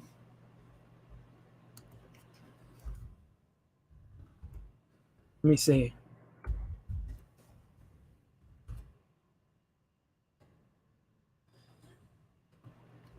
Let's see. Or is it going to kick me off? Because you know how it does. Here, let me. Wait. Okay, let me screen share it. Frank James was a YouTuber. All his stuff got taken down after the Subway thing. But if you grabbed it, if you managed to grab any, I saw it before it got taken down. I didn't save it. But yeah, he had a lot of crazy. Dude was crazy. Dude was Legit, like he's just a violent Uncle Ruckus. So let me put that. All right, let me see.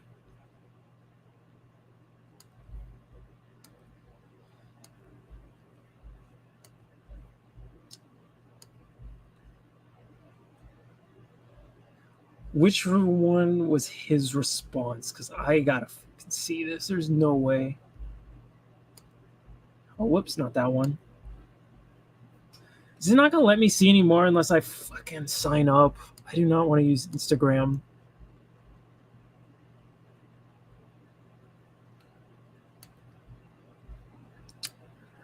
Damn, that sucks. I want to make can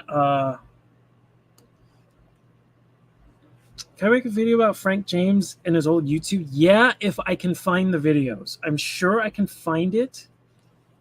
I have to try, see what I can dig up. But if I can, I will. Because you guys got to see the one where he defends slavery. That one's fucking crazy. And I'm like, this is the guy they're calling a... this is the guy they're calling a black supremacist. I don't know if you guys saw, but there was what was it? I remember, I think it was Walsh. He was saying that like he made it about white victimhood, and he was saying like he said some goofy shit about how fucking what was it? He said how like black supremacy is a more prevalent and bigger problem. It's like how do you get to that mindset? In what way is it actually affecting people? Oh, YouTube strikes all videos of Frank James. Oh, okay. Okay, that's good to know. So I won't go there. Oh yeah, so I'm like, how does that manifest and in any way affect y'all? Because you don't have any instances of that. And the only instances you do have, once you look into it, that wasn't the case. So I have no clue what you guys are talking about. I don't. Let's see if we can find it.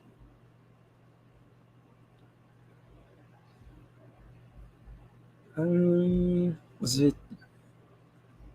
Is it this one? I'm trying. If you send me the link, we'll watch it. I'm just not sure. I'm like, I don't know. I don't really want to dig through fucking Tatum's Insta. Just seeing his face pisses me off.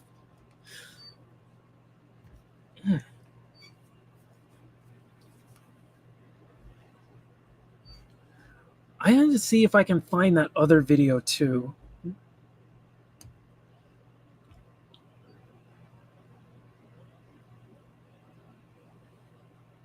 Yeah, Walsh was one of the first to go on that black terrorism route without looking at any of his videos. Yeah, he always does that. His whole like MO is white victimhood. That's basically what he sells. That's his whole job.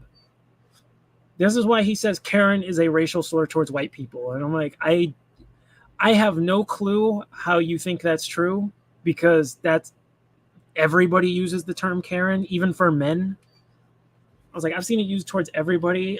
He's also said other crazy stuff, like, you know, same thing with the, what was it? Like actually more so all of right wing YouTube went over it, like cracker, and none of them knows how that word is even used properly.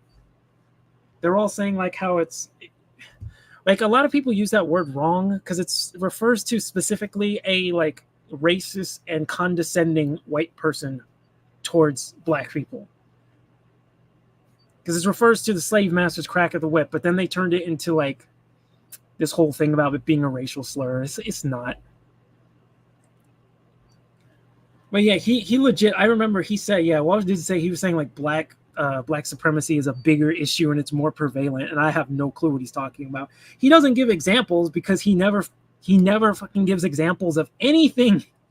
Everything he talks about when it comes to the alphabet, dude has all his numbers. When it comes to other stuff, dude has all his numbers. Then he'll say like, then he'll say some stupid shit like, it's a benefit being black in the criminal justice system, and then he has no numbers. He just skips over that and like just jumps to another topic, and I'm like, you can't leave that hanging. Where's your numbers now? You don't have numbers now.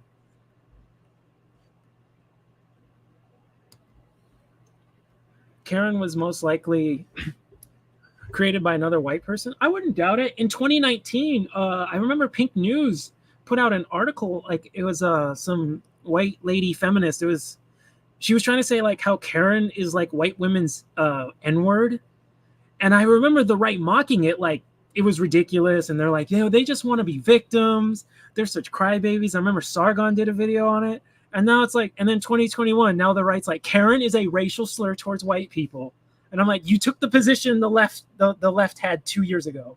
That was their position. And now you just adopted their position. But that's what they do. They often they'll end up adopting, the left's positions a couple years later. That tends to be what they do.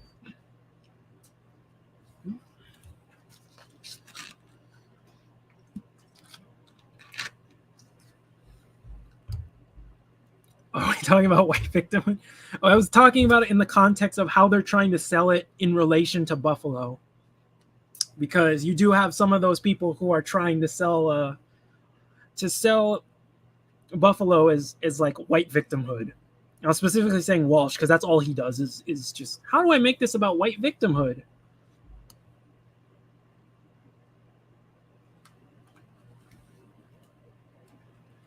Do I feel the need to go over and beyond to prove your blacklist like Melky X seems to do? No. I grew up in LA. I was just taught this way. I was in a black community. Nobody questioned me. The only time anyone gave me shit about being mixed was when I couldn't jump a fence. They were like, your white genes kicked in. That's the only time anybody has given me shit about it. But I was like, no. It's never like, it's different. I don't know how to explain it in LA. I've heard some people like they don't like mixed people in certain areas, but no, LA, they don't question you. They don't question you or be like, you need to prove it, or they're just like, yeah, that's what you are. But if you have, like I said, bad parents, you can get confused, and you have some mixed kids who have identity crisis. So it just depends. It's funny to me, the right would complain about being silenced on social media, but all the ads that pop up are from them. Yeah, they're not that. It's like, if I were to explain it, what they like to do is, there are some rules that are biased against right-wing worldviews, but it's like they take out the crazies, but they also censor the left just as much. So I don't understand. But the people they censor on the left is like the progressives, the actual progressives. Because I always make a distinction between like shit libs and progressives. And I've always pointed out how the right can never distinguish the two, because shit libs will often say they're progressives, but they're not. But yeah, the progressives speak out against Democrats all the time, and they get censored all the same. So it's like, yeah, I don't know how, especially like how Daily Wire talks about they're getting censored. I get ads from them like every 2 seconds. I'm like, I don't think you're being suppressed, dude. Don't you love how it totally makes sense for white people to be upset about being attacked, but it's completely ridiculous for black people to be upset about how we've been treated? Yeah, exactly. That's the problem. As soon as it's us, it's downplayed. It's, why do you want to be a victim? And it's like, nobody's saying we want to be a victim. We're just saying this is what happened. Here's what we would like done. And then they'll say, you're playing victim. Nothing happens to them, and they go full victim breakdown. They just have like a breakdown of trying to spin everything into, well, we're the real victims. And it's like, dude, stop. No, you're not. Right? It's mind-blowing. Like, that's why it's because they're really ignorant. They were not taught about certain things, because a lot of stuff is not taught at all. This is why they think reparations is like a welfare handout. They have no clue about the history behind it. They'll just say something about like welfare or something, which is completely irrelevant. But then it's like, yeah, now you have what went on in Buffalo, and it's like completely framed way differently from when it was reversed. Dan Cook did it in a comedy act, and I believe it went from there. I have to look that up. Multi-generational mixed, and then I'm first generation mixed. My dad was like full-blooded ADOS. And my mom's Native American and white, so it's because if I take my hair out, you'll see. I always keep my hair down because I want to wear headphones. But I never got that. I remember when I shaved my head, I got Puerto Rican once. Other than that, I never got that.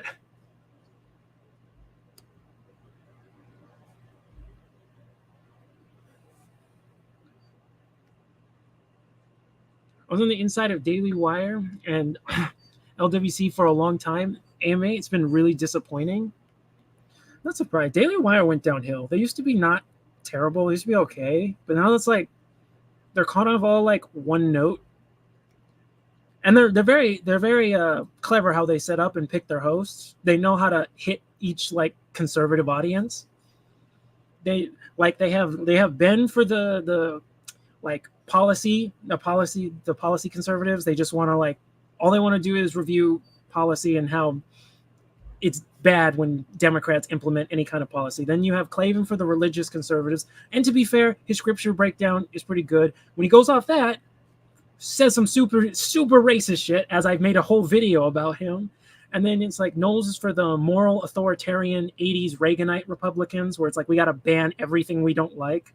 And then Walsh is for the really dumb, emotional, like conservatives that don't understand anything that's going on. Like Ben's too hard for them, but they want to be outraged over something. So they have to have someone dumb it down for them.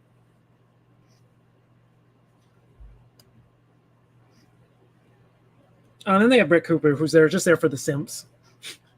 Let's be honest. There's like, get a decent looking girl of fucking put her in a gaming chair. We'll get the simps. You know, the Gen Z conservatives. Yeah, the mom in the mixed kid story is insane. This is why if you gotta raise mixed, you gotta make sure that you raise your kids correctly. I don't like. I want to speak to that black man. I wanted to know if he knew what happened before this whole thing went down. I want to know if he knows what she's doing to his kid. I'm just curious because I don't know how you would allow that. Something tells me the court is involved.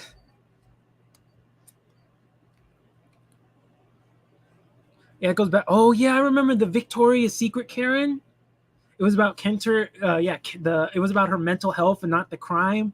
And I remember that video, and you're like, yeah, I remember the video Tatum did on it, and he edited parts of it out, and he was taking the side of the white woman. But I was like, she was 100% in the wrong.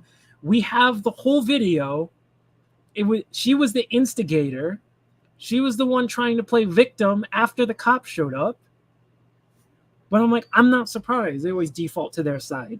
And the black woman was like, you wouldn't have treated me that way if this completely reversed. And I'm like, she's absolutely right.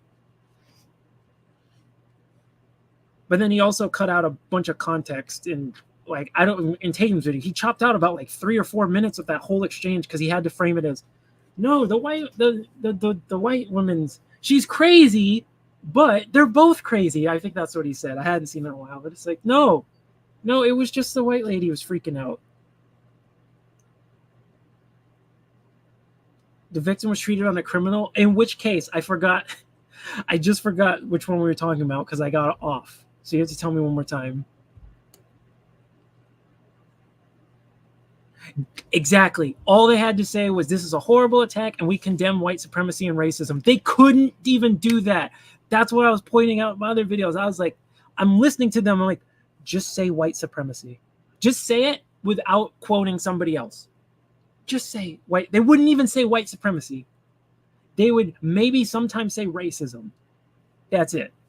And just keep it, nice and vague. I'm like, why can't you just condemn it? Just say white supremacy is bad. It's a problem. We want to weed this out. We don't want to deal with it. At the very least, to just call it what it is. And they couldn't do it.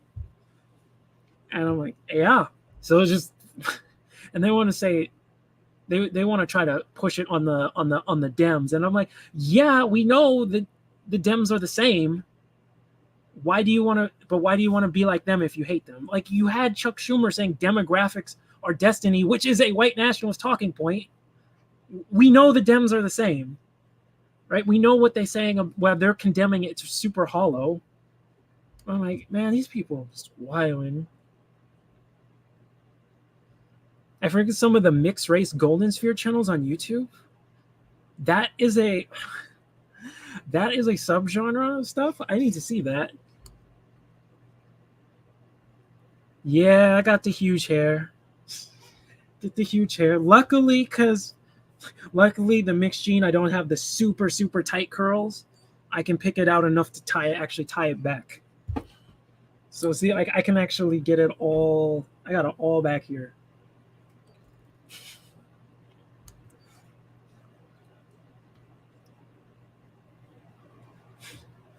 Yes, right, exactly. They only want to appease that group, and then they'll say some stupid shit like, "Why don't black people vote Republican?" Have you examined your own rhetoric? Maybe they're the ones who will call you the hard R and then go, "Why don't you vote for us?"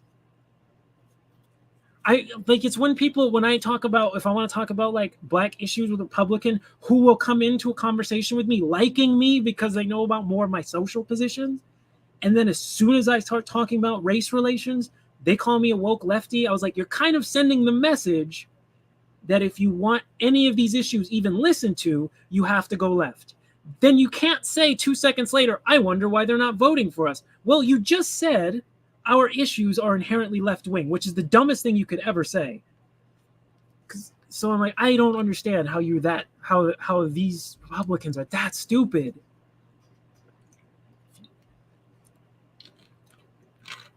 Yeah, they're already going back to the BLM and Breonna Taylor. I saw Candace has some dumbass documentary about George Floyd. They're like, coming up on the 2-year anniversary of George Floyd, we made this anniversary about him. Are we even going to go into how poor taste that is? But then I'm like, it's Candace. So the only thing she knows how to do is black bash because it makes money. That's how you make money on the right now. It's very popular. It's very profitable. It's just talk shit about black people.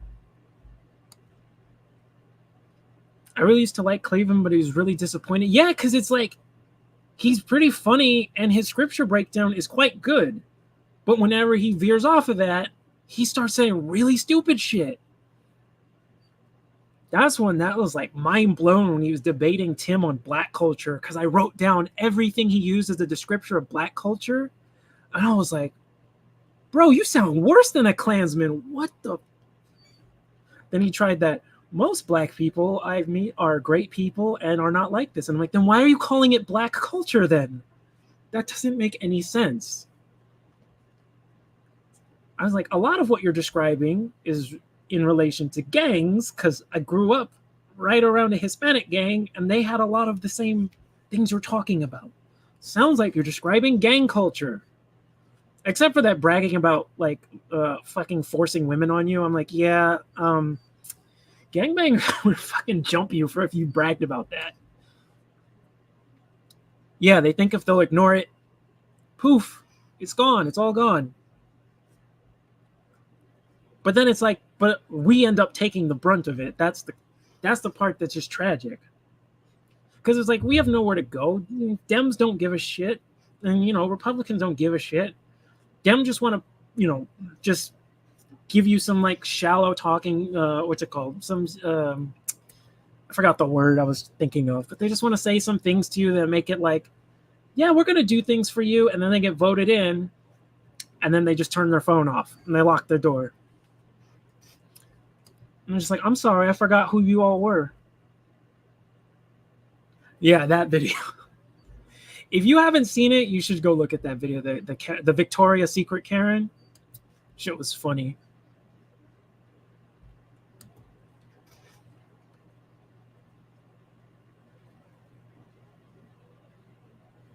Yeah, that's the one that was like Wow, that one was just like, just call us the hard R without saying the hard R.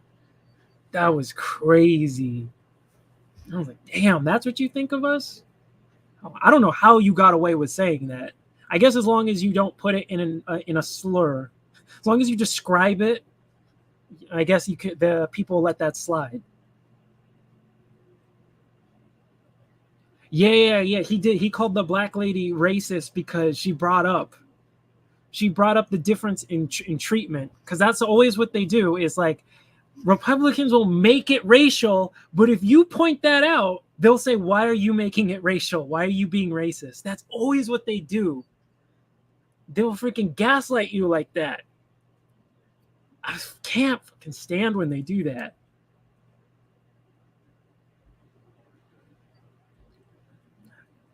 Yeah, I agree. This is fucking just trash, man. Yeah, that's what they don't want to do that, right? If they admit, some of them, like some of the ones that are just dumb, they're not racist, they're just really dumb, are like, we don't want to admit this this exists because we might sound lefty.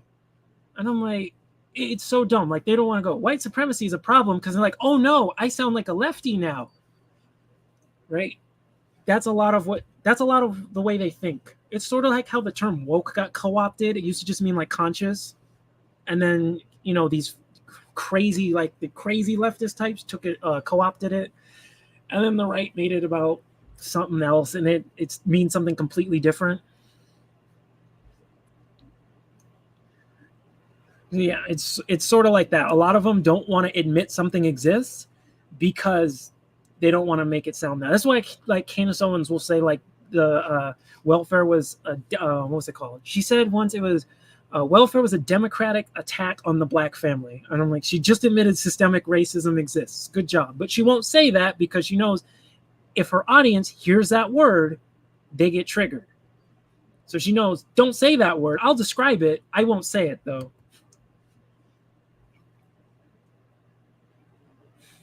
Yeah, exactly. It's woke when they don't want to discuss it, they want to just push it somewhere else. They're just like, that's, if you want to talk about like, hey, race relations are a problem in regards to white people not being the victims, then they just call you woke and dismiss you. And you're like, oh, okay. It's weird because they're doing the same thing, and it's usually the right go, imagine if the races were reversed, how racist this would be. And you can use that same logic back on them. But they don't see it because the right and the left are exactly the same. They became the same thing. Especially after Trump left, they became the same thing. You gotta do the triple snap Z formation. I can't do it. I can't do it. My hands are too dry. I know. The reason I don't do responses to Candace is because I just can't stand her. I know everything she's gonna say. She's a complete grifter. You can predict everything she's going to say. It doesn't matter how outrageous or insane it is. It's just like, she just wants clout and attention. I don't care. Like, for example, like, this might be controversial. I don't think Tatum's a grifter. I'm dead ass serious. I just think he hates black people. I've heard his story. I know how he thinks. Like, I think he just legit believes what he says. He's just dumb. Like, he's not very smart. If you ever watched him debate someone, he's not very intelligent.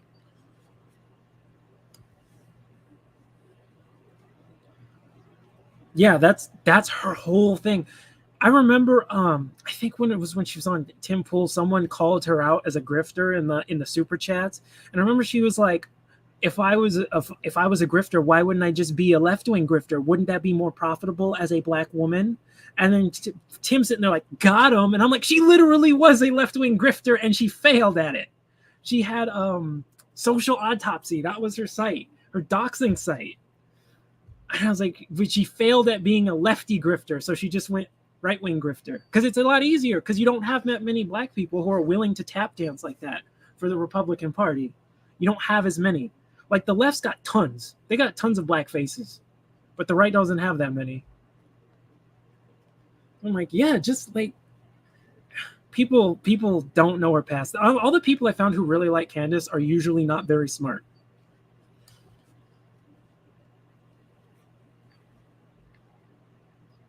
I can easily defeat any white conservative about systemic racism. Systems aren't political. However, racist people who run systems introduce racism into some such systems. Yeah. And when I explain it to them, when I try to explain it to them, I don't use that word because it triggers them. So I just will say like, hey, look what Democrats did, because they're in a partisan mindset, right? So I got to come at them with that mindset. I'm just going to explain an example of Democrats using, the systems of power to go after black people. Like Biden, there's a freaking mountain of evidence for that. And then usually they'll agree to it because they know it exists. They just get triggered by the word. But then when you start saying, now how do we rectify it? That's when they get really defensive because they think it's like, oh, you want to help black people at the expense of white people or something. They have that victim mentality. And it's like, no one's coming for you.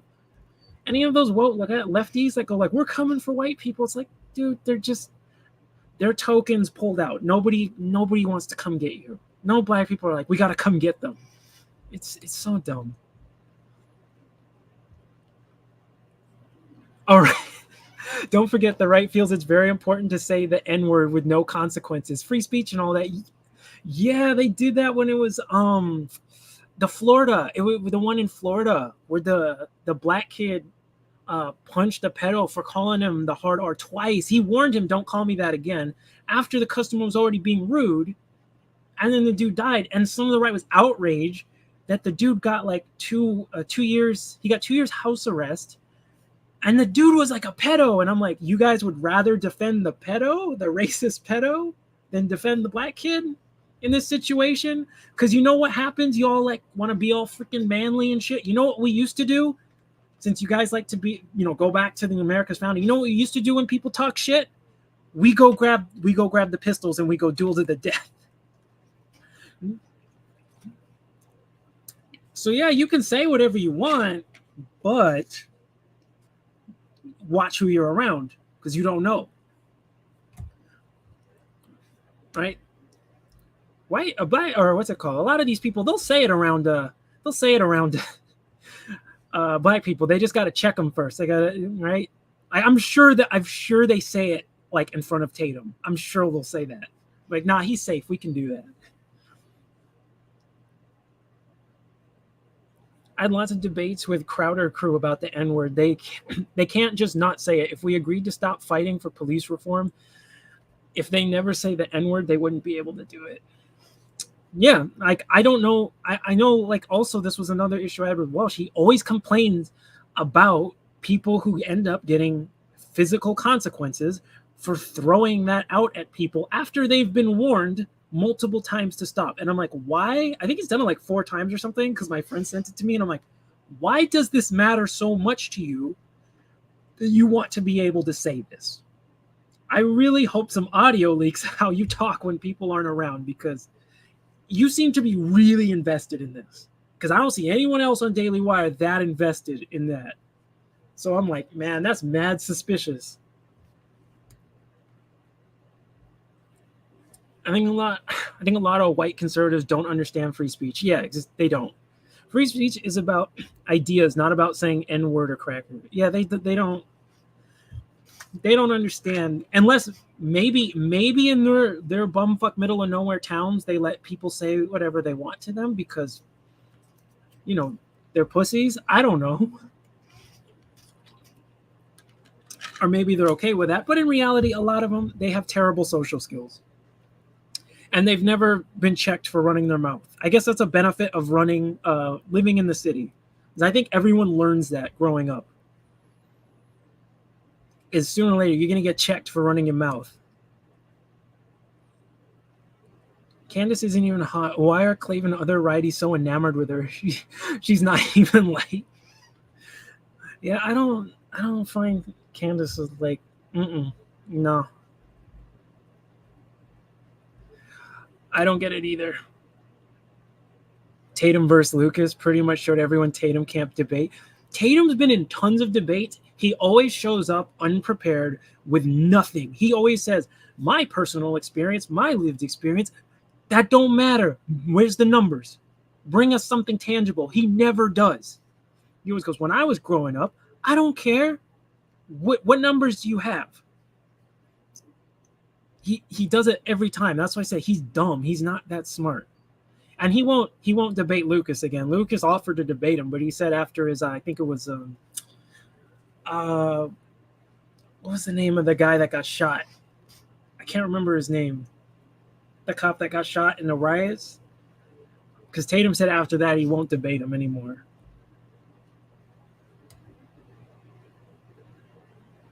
Oh yeah, Walsh is always talking about checking people's track records, and he never checked hers. I know, right? He's always suspicious about certain right-wing people that used to be lefties, but for some reason, not Candace, no one checks her, even though she was one of those magic, I'm all of a sudden a Republican overnight, and then my daddy puts tons of money in TPUSA, and then they promote me. Yeah, I remember it was a huge deal when she doxed Tria Logic. I'm like, how come no one on the right knows she doxed a cop? That was because the right loves the police. I wonder how they'd feel when they find that out. Thought she was dating Charlie Kirk. No, but she's basically his mouthpiece. I know because I've seen somebody who been at Blacksec told me that once, that they said that Candace just gets all of her talking points from Charlie Kirk. Like she doesn't actually think. This is why she doesn't debate people. She won't do it anymore. She's tried in the past and she gets BTFO'd. Because she only knows how to repeat what she knows how to respond to. So when she debates somebody who's outside of that, she's basically trying to recite something Charlie Kirk told her in her head. And when they say something where she doesn't have a response for that, because she can't think. Because grifters don't actually they're not consistent with their positions because they're not their actual positions. So it's very hard to be consistent. Oh, Tatum versus Hotep Jesus. You want me hood, nigga? I remember that. Oh, man, that was funny. I fucking love that one. Hotep's just sitting there laughing.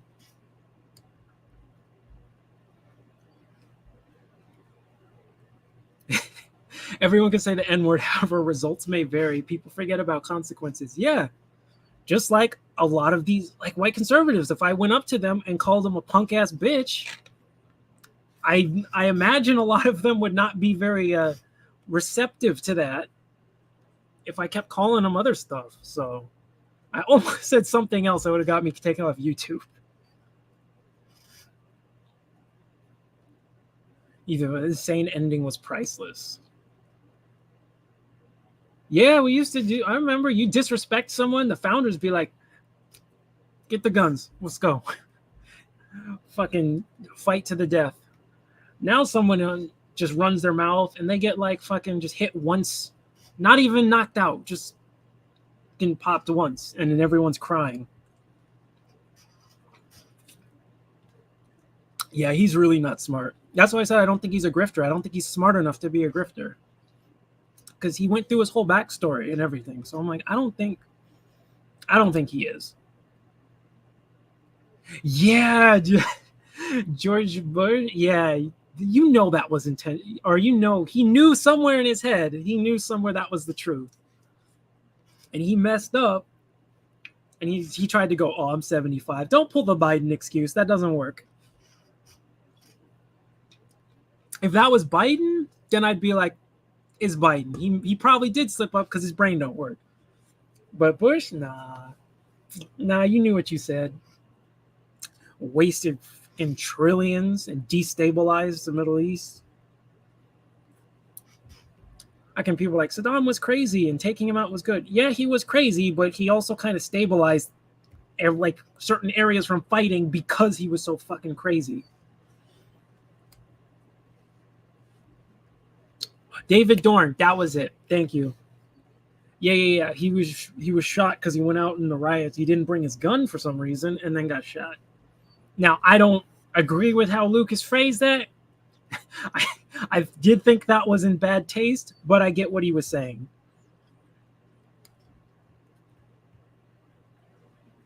Yeah. Yeah. I remember. Yeah, Tree was on Candace for like, yeah, for years. Back when she was like red pill black and everything. I remember that. That was a whole thing. And everyone, as soon as she magically became conservative, like everyone was just not listening to Tree. Everyone was just trying to shut her up or shut her out. No one would listen to her. Yo, Candace doxed her. Straight up doxed a cop, an active duty cop.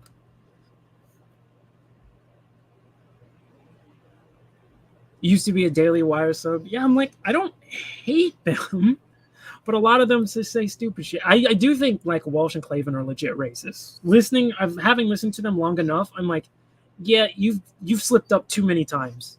I'm sorry. Right. I'll still listen to it sometimes. Like, I think Ben's okay. I don't think he's great, but I'm like, he's okay. I don't really have a problem with him. He says some stupid shit. He says some good shit.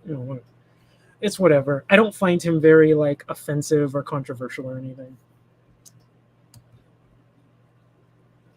But yeah, those other two, I'm like, yeah, that's a 100% for me. But yeah, I remember that. Candace said Master Charlie taught her backstory. I remember that. She did. She's like, I learned Black history from Charlie Kirk. And I'm like, oh, the ancestors weep. I was like, that was just sad. That just made me sad. Oh, BTFO, blown the fuck out? Yeah, that's when Tatum goes into debates. He gets blown the fuck out because he has no clue what he's talking about. Tree is hilarious. She's funny sometimes. I don't like how much of a bootlicker she is, though. Like, some of her videos, like, legit funny on some topics, but then when it comes to police, she just, like, got that boot down her neck. Always siding with the police on, like, everything. White female culture, they want no consequences for actions. Yeah, I'm not, yeah. Not. I think that's pretty accurate. I still do that sometimes. Like, if I ever stop by or have a conversation with some of my like other conservative friends, I started picking that up, using white culture, just to watch, the offense taken, because it's like they don't like their own words being hurled back at them. Right? You flip the races, you throw it back at them, and they're like, "Why is that? You're so racist." It's like, now you know how we feel. You look at gang violence, say that's our culture. Okay. All this alphabet kids and grooming shit, that's your culture. I'm gonna play that. Oh, all this pedophilia, yeah, that's your culture. Racism, yeah, that's your culture. I'm gonna do that too.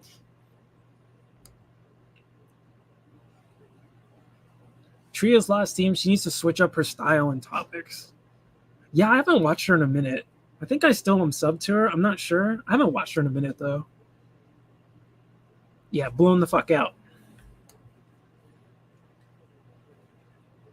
Yeah, exactly. Tatum's story was so dumb. He slept with some easy white girls in his college and his whole world changed. Yeah, and he developed that white superiority complex. Wait, he couldn't find a black woman with two parents in the home? It's not that hard. Right? Like, that's why I have some questions for Tatum. I was like, just one white woman with two parents blew you away? There are tons of black women or black women with two parents. What are you talking about?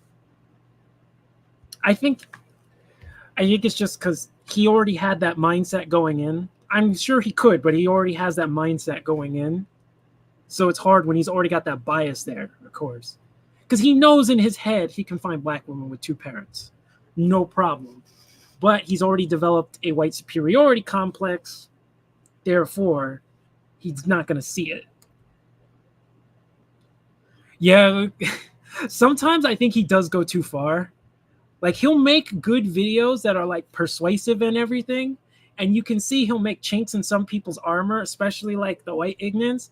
But then they'll call in on disagreement day and they'll say something dumb and he'll go off on them. And I'm like, you may have had somebody you could have changed their mind, but when they're in that transition period of starting to come out of their ignorant phase, they're going to say some dumb stuff.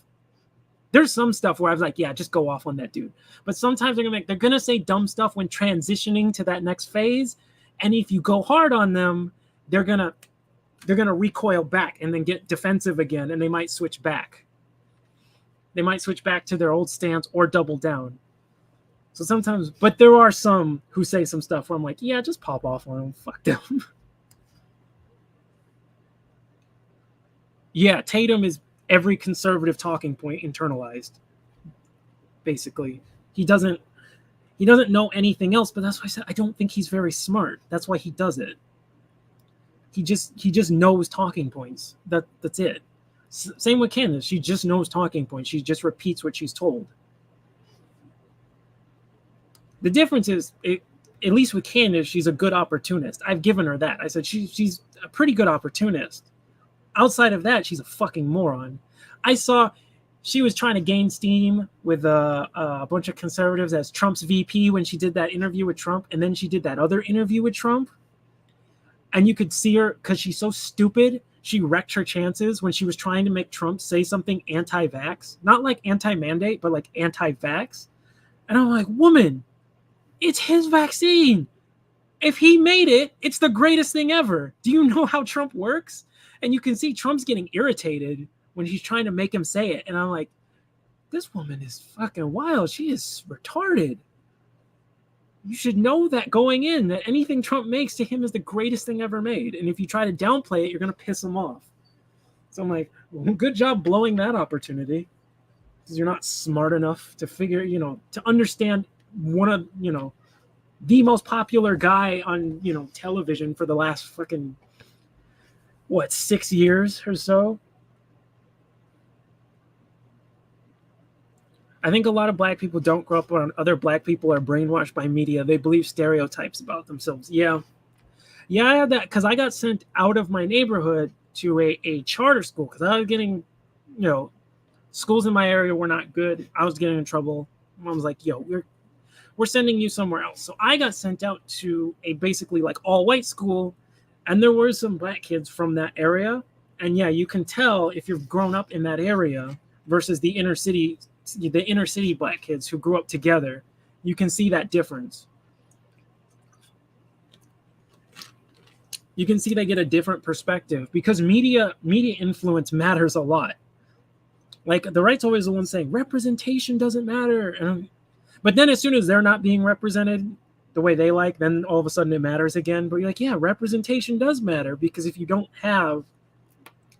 only exposed to certain stereotypes in media, you're going to start forming an opinion. Right? I've never been to Nebraska. So if someone describes Nebraska to me, I have to form an opinion or just make something up in my head based off what you've told me.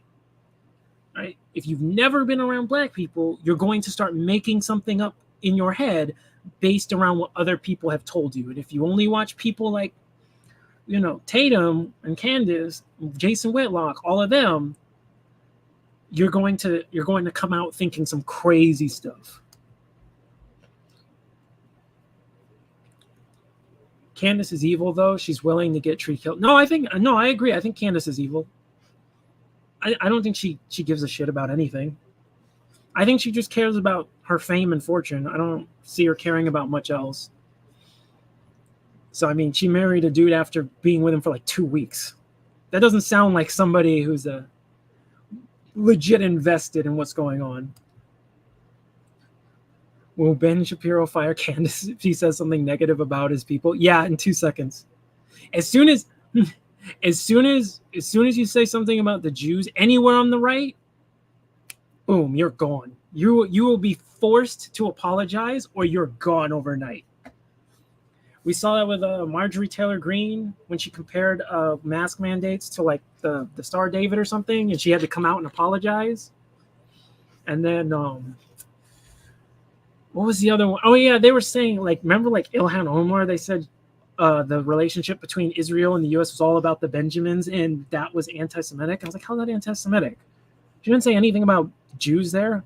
I mean, I don't think she actually likes Jews, but what she said there was not anti-Semitic. That's why that's why I always preface where I'm like, I'm not saying anything. I already know it's going to come, but I'm like, I always bring this up where it's like on the right, you say anything that can be even slightly, or you say, like, if any Jewish group on the right says anything, shit changes overnight. And some people take it as like some conspiracy that could have controlled them. I'm like, no, I just think the Republican Party cares about their vote. So when they complain, shit gets done. I think they care about certain groups' votes. So when they complain, shit gets done.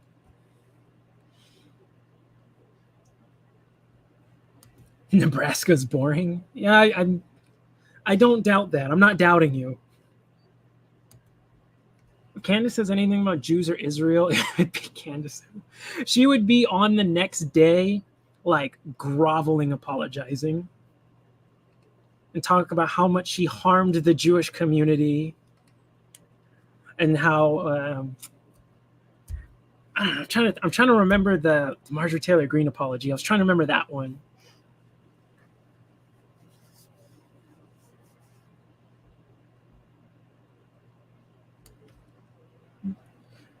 Young Pharaoh wasn't allowed at CPAC as he. Oh yeah, I remember that. Oh come on, don't call him that. You don't gotta be hostile. Yeah, I remember that. He didn't say anything. Young Pharaoh just said though. He said he said I'll pay like 50 grand to debate a rabbi. Or he said I think Judaism is illegitimate and I will pay 50 grand to debate a rabbi. And they threw him out of CPAC saying he was anti-Semitic. And I'm like, wait, what? So he says he thinks Judaism is not legitimate, and so you throw him out for that? And I'm like, damn, then I guess all the Jews hate Christians then. Shit.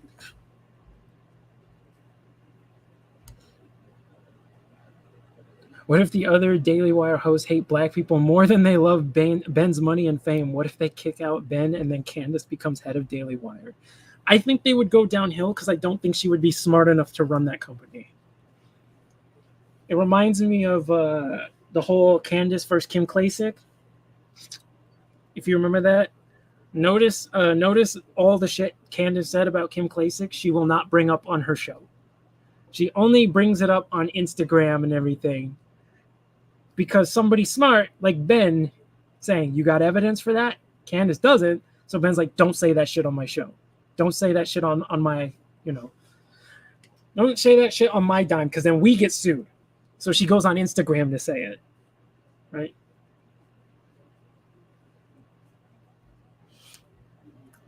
Are the Hotaps a group? I actually don't know much about them. I have not read anything about the Hotaps yet. So I actually don't know.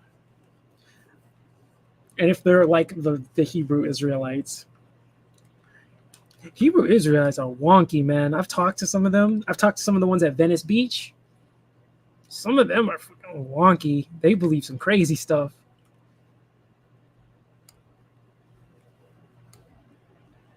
Kim is crazy, but she checked Candace with the quickness. Yeah, that was good that she sued her. Because Candace does this. Whenever somebody makes her look bad, this is what she does. She'll just find a way to attack and destroy them. That's because she's like that vindictive person. So she'll just make up shit. Although she has a history of making up shit, like with she did it with like court cases. She did it with George Floyd. I believe she started the rumor about the gun to the pregnant woman's stomach. I believe she made that up, and she tried the Ahmaud Arbery had boots on. I think she made that one up too, but I'm not 100% on that one. But she did parrot that one. Yeah, she has a history. Candace's history of just making stuff up with no evidence. Why is my shit getting sideways all the time?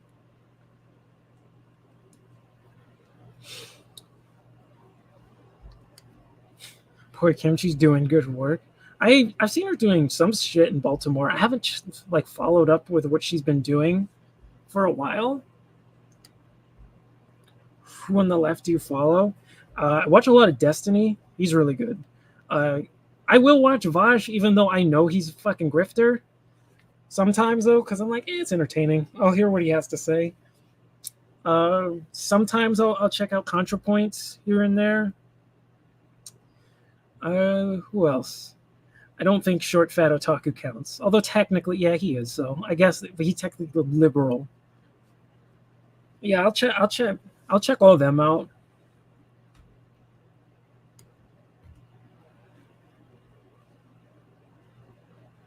The ones who preach at Times Square bananas. Yeah, some of them I'm like, whoa, dude, you need to chill. I just like, there's some at Venice Beach, and man, they're talking about like genocide, like genociding other people, and I'm like, yo, you need to stop. Like, that's crazy. Yeah, they have said some absolute goofy stuff that made me go like, yeah, this needs to stop.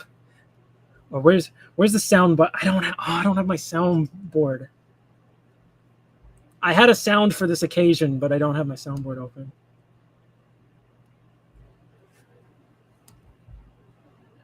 I stopped listening to anything Candace said after Breonna Taylor lies. Oh yeah, she lied about Breonna Taylor too. She sides with any. She will come out anytime a black body is killed by anybody. She will be there. You better believe she will be there to step on their backs and make it about something else or something that she can profit off of. Does this every time. Because white conservatives like that. That's what they like to hear. They like to hear, they have an obsession with Black Death. And I know this specifically because I've talked to some of these people, and they've always gone like, they say things like, more white people are killed by police. And I'm like, that makes the right look worse. You know that, right? Like, I've brought up on this channel tons of white people killed by police all the time. You never bring it up. You only care about death by the hands of police when it's a black person. So that makes you look worse. Because it's like, when it's white people being killed, you just don't care. When it's white people being killed, you want to make it like an example. Like, it gets you off. It's fucking bizarre. I don't know why you try to bring that up. Like, it's some kind of like, got him. It's like, no, it's not a got him. You look racist as shit. Right? I've checked these guys. I'll be like, do you even know who Johnny Hurley is? None of them have heard of him. And I'm like, exactly. You know who Daniel Shaver is? Never heard of him. You know who Christian Hall is? Never heard of him. Although Christian Hall was Asian, but you know what I mean. What was it? Hunter Britton? Never heard of him. Like, exactly. So Candace knows. It's like, oh, it's a Black Death. Okay, gotta get out of here. I gotta get out here because that's what they want to see. She knows. She knows what she's doing. Watch Breaking Points with Crystal and Sugar. I have not seen though. I have to see. Smisser was great. I have to look that up. I can't believe Daily Wire bringing on I saw that. He bringing on the Breonna Taylor cops. What really happened? Did they admit they lied on the police report? Nope. I saw that trailer, and I remember he was talking about what really happened, and everything he brought up, he was like, here's what the media lied about. And I'm like, okay, if we remove all those media lies, does that change the outcome of what happened and what people wanted changed from that outcome? No. They're just trying to go, the media lied, so, and then leave it there. So kind of like they're trying to make it imply that we're telling the truth when it's like, no, you're both lying. You're just trying to make it seem like, they do that where it's like, you always got to be one side's lying, one side's telling the truth. And the cop knows in the public eye, they're going to take my side over the other person every time. Because a lot of people they idolize the state. Oh yeah, I watched Jimmy Dore too. I watched Jimmy Dore a lot. I forgot about him. But he's been receiving a lot of backlash since the start of COVID. Yeah, because he's a progressive, like an actual progressive. He's a socialist, right? I think because here's the thing. I'm friends with like progressive socialists who are very much in the Jimmy Dore camp. A lot of the problems in the country we agree on. When it comes to how to implement certain things, that's where we differ, right? So you'll hear a lot of the progressives going like, the country is a corrupt oligarchy, and the Democrats are basically just another right-wing party. So that one I'm like, no, they're more like corporatist. They're more like they're a corporatist party, which is more like center authoritarian. But we'll agree on that. And they'll say things about the environment that I'll agree on. I just want free market solutions. They want top-down solutions. And I'm like, they caused this problem to begin with, so I don't know why you want their solutions. But they call him right wing because he says fuck Democrats. And I'm like, that's literally what every progressive socialist friend I have says. They all agree with that. Fuck Dems. They're just another corporatist party that's, a bunch of crony capitalists that are just selling out the working class. And I'm like, yeah, and the right agrees with that. But yeah, they think Jimmy Dore is right wing because, like I said, shit libs. I was saying this earlier. Shit libs, they have no core identity. They do what they're told. So if the mainstream media on the left tells them to have a certain position, they will have that position. It doesn't matter what their core philosophy is because they don't have an actual political philosophy. They just want to be popular. And they are the actual, they're like a big majority. Because I've said, even with this grooming stuff and this alphabet kid stuff, I was like, a lot of this is not some neo-progressivism stuff. This is usually shit libs who think alphabet kids is popular. So they're all trying to one-up each other. What is bugging my nose? Yeah, but TI is gross. So meh. And most of the protests were peaceful and Daily Wire didn't cover any of them. Yeah, but the left-wing media didn't either because they were trying to sell a narrative because violence makes them money. So here was the thing. So Andrew Brown Johnson, if anybody remembers that shooting, that was the guy who tried to drive away and they shot him in the back of the head where he drove out, waited for the cop to move out of the way of the car, then drove away, and then they shot him in the back of the head.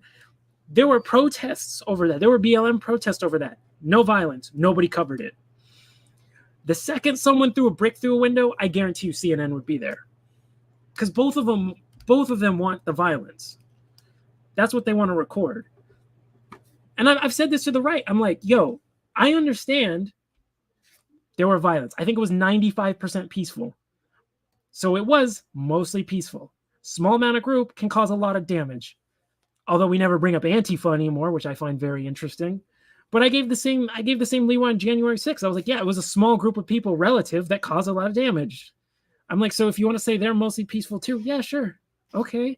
Because they always try to deflect, each side's always trying to deflect to either, oh, you can't stand Jimmy Dore? I think he's okay. He says some goofy shit though. He kind of falls into the things I don't like are right wing sometimes. And I'm like, no. The right doesn't care about police brutality or white people. They have become reactionary in nature since the 70s under William Buckley. Left says the sky is blue, the right will say it's red. Yeah. And vice versa. Yeah, they don't care about police brutality, period. Because like I said, they just have this weird obsession with Black Death by the hands of police. Another one they never talked about was, and I know they intentionally didn't do it because they will go after sometimes Hispanics too. They didn't talk about, oh my God, why did I forget his name? He was a Navy veteran too, who was having the nervous breakdown. And then the cops kneeled on his neck and choked him out and killed him. I'm drawing a blank on his name now. And I was like, they didn't want to cover him because this was at the point where they were all trying to flip the George Floyd narrative of, no, kneeing on the neck is safe and completely fine. So when that happened, they just ignored it because they were like, oh shit, you mean this maneuver is dangerous and can kill people? So we're just not going to cover this one. Destiny, the player. No, Destiny's the, what's his name? Stephen Barnell. The guy, he goes around and he debates people a lot. Destiny's cool. I don't mind him. I'll watch his stuff. Some of the stuff he says is goofy, but I mean, I'm never going to agree with anybody 100%. It became the summer of BLM violence, and 1/6 was just a couple of people with signs. Yeah, it was crazy how Antifa just. First they were saying Antifa violence, and then it was Antifa BLM violence, and then it became BLM violence. And then you see a picture of the police station burning, and I'm like, 70% of this is white kids. You can see the picture. And you're like, yes, alphabet kids is white culture. Yes, because this doesn't happen in Black communities. When I had Josh in here earlier, he was like, because he said his mama was like, we breed our men masculine, and I'm like, yeah, exactly. We don't do alphabet kids here. No. Black people, we don't do that here. That's all. It's always you always see like white women pushing it. But now Antifa equals BLM to the right. Yeah. Do you know when Trump was declaring Antifa a terrorist organization, there was a Antifa leader, I remember, who was openly saying, call yourself BLM, pose in BLM. They said, cover, if you have tattoos, cover it. But they said, come out with the BLM signs. Make sure you erase every trace that you're Antifa. Because otherwise, they don't want to get caught on terrorist charges. So they switched it up. So a lot of it, Antifa went into BLM. Oh, I'm sorry about, I can't remember his name, the Hispanic dude. Who got his neck kneeled on. I can't remember it. If you're talking about that, it escapes my mind right now. I know it's going to hit me like the second the stream's over. Which black conservatives, libertarians you follow? Okay, well, Sonny Johnson for conservative. I like Sonny Johnson. Maj is the best. In my opinion, because I align politically, I'm closest to Maj. Then we have Lucas. Obviously, I'll watch Lucas, although he's more conservative, not libertarian. You have Larry Sharpe. I love Larry Sharpe. He was doing good shit in New York, and then Democrats screwed him over with the COVID emergency measures where they changed the voting threshold to screw over Larry Sharpe. Because Democrats be all about those uplifting black voices, as long as it's the ones we have pre-approved. It's the same on the right, except they just phrase the same concept a little bit different.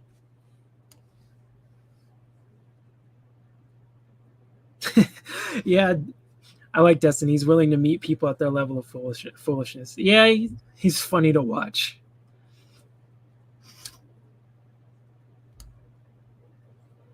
I saw Destiny reviewing a Fresh and Fit video. That's where I got confused. I have not seen him review Fresh and Fraud. I didn't know about who they were for like the longest time. I remember they showed up on I forget what they showed up on something, and I remember I was like, who the hell are these people? And then I think it was, I saw them show up a couple times, and I was like raising an eyebrow to these dudes because I'm like, these dudes seem fake. And then it came out the controversy with, I always get Fresh and Fit confused. I forget which one of them is which. I don't care about them, but I remember the controversy with the sugar daddy sites and the other one with the fight. I forget the dude he was going to fight, and then he got the gun. I can't remember the names right now. I suck at remembering names. But I was like, that was like the most I knew about him. Before that, I had no clue who the hell these people were. They were already big when I found out who they were. Yeah. I remember he was talking about what happened to Larry Sharpe because he's in New York. So I imagine, it hit him differently because he has to live there. They're trying to be masculine with zero integrity. That's what I got. Because some of the stuff I've heard them say, I'm like, what kind of advice is this? It's like, they're like the manosphere types, and the manosphere types are weird.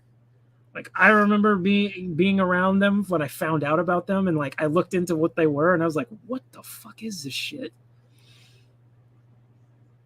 Because I remember, I think it was like early 20s I found out about them, and I wasn't even like, I didn't even know game then. I was like winging it at the time because I didn't know shit. I was winging it. Even I saw the manosphere and was like, what the fuck is this shit? This shit sounds stupid.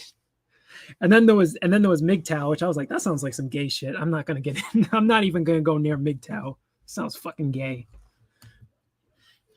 Echo Chamber is good. Yeah, I was like, most of the people here know me from him, so I was assuming that I'd have him under there. I was talking about bigger people. Fit is Myron. He had the gun. Yes. Okay. Yeah. And then Fresh is the darker guy. Okay. I always get them reversed. Yeah. I remember that. Man, I was like, if you want to be masculine, if you talk shit, then found out the dude did MMA afterwards, If you wanted to be a man, you should have just taken your ass whooping and then let it go. And just, it's over, okay? You had your fight, it's done. You should have taken your ass whooping like a man, but instead you ran and got a gun. And I was like, that's like the least masculine thing you could do. So I was like, what the fuck? These people are teaching people how to be a man? Oh, okay. I'm like, I don't know. It's got to be Gen Z or something, because I don't even think this would work on like millennials. It's just crazy.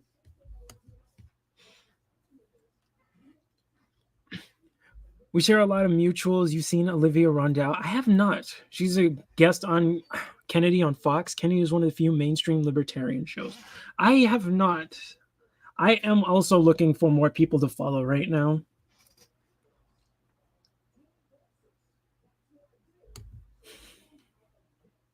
They're just selling how to get chicks to weak men. Yeah, a lot of the manosphere. That's basically what it is. Because a lot of their technique I've seen, it's just 10% of the time it works every time sort of thing, where it's just like, just say stupid shit. You'll get the fools, mate, eventually.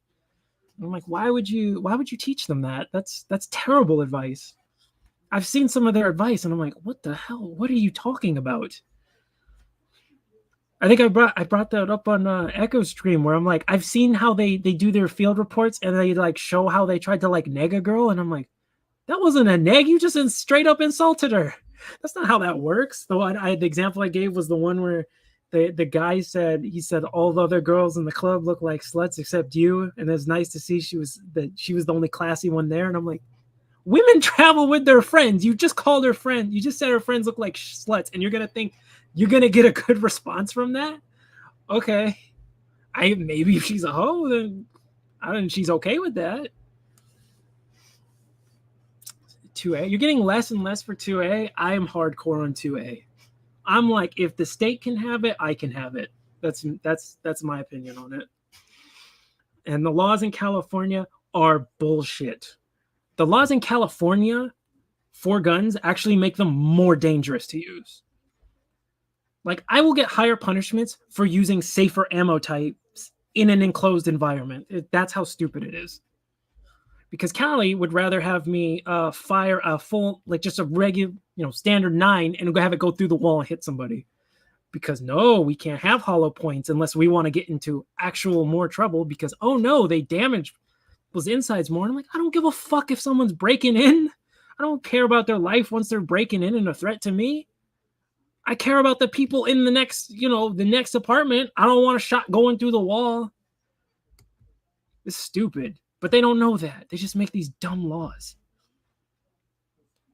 I think guns are for weak men. You can't fight, get scared, use their weapon prematurely. I've seen it with guys on the street and street. Yeah, I understand that. I get that. Like, I agree with that point. Like, I think a lot of tough guys like to run their mouth when they have their gun. But as soon as you're like, we're not doing that gun shit here. It turns out they don't know how to fight. So I don't like that aspect of the you saw that thing in Texas, right? With the guy where the kid came up with the whip, hit his door, and then I think he had an Audi, hit his Audi. When the guy went over there, he came out with his gun, and then they were like back and forth and then the black dude was like, put the gun down, come out here and say some of that shit. And he wouldn't do it. And he reached for the gun. He was so bad with his gun, he misfired and almost hit his own fucking daughter. I was like, yeah, that's not me saying there are people who should not have guns. There are people who should not have guns. And I think all police, like if I had my way with police, you would have to know hand to hand. You would have to have I would have military standards on police in terms of training. None of these fat fucks or these people who are so scrawny they can't fucking lift 100 pounds. None of that. I think you should be fired if you're a cop that do that. And you have to do firearms training. If I was a cop, because these people are way too quick to go to their guns. 2A in principle, it seems like a pipe dream in some areas.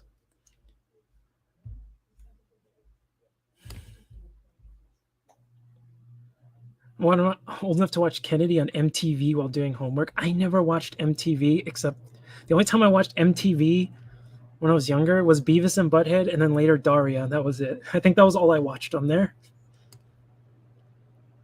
Yeah, there's stupid people with guns. Hope, right? There are some, I've known some girls that are fine with that. Yeah, the gun laws make no sense here. They're not as bad as New York. I have seen some horribly goofy shit in New York. So, like, New York had some ones where it was like, if the mag is empty and the rounds are next to the mag and the gun has no mag in it and they're close enough together, we count that legally as loaded. Make that make sense. I was surprised if she was MTV back in the day. I will have to look this up later. Yeah, I'm going to have to look this up. Can citizens really fight the government? Too many turncoats among citizens? I don't see why not. Because I don't think it's going to get there. Because, like, you have those people like Biden who said that dumb thing like, America's got nukes, man. How are you going to fight the government? And it's like, you're going to nuke your own country? I don't think that's how that works.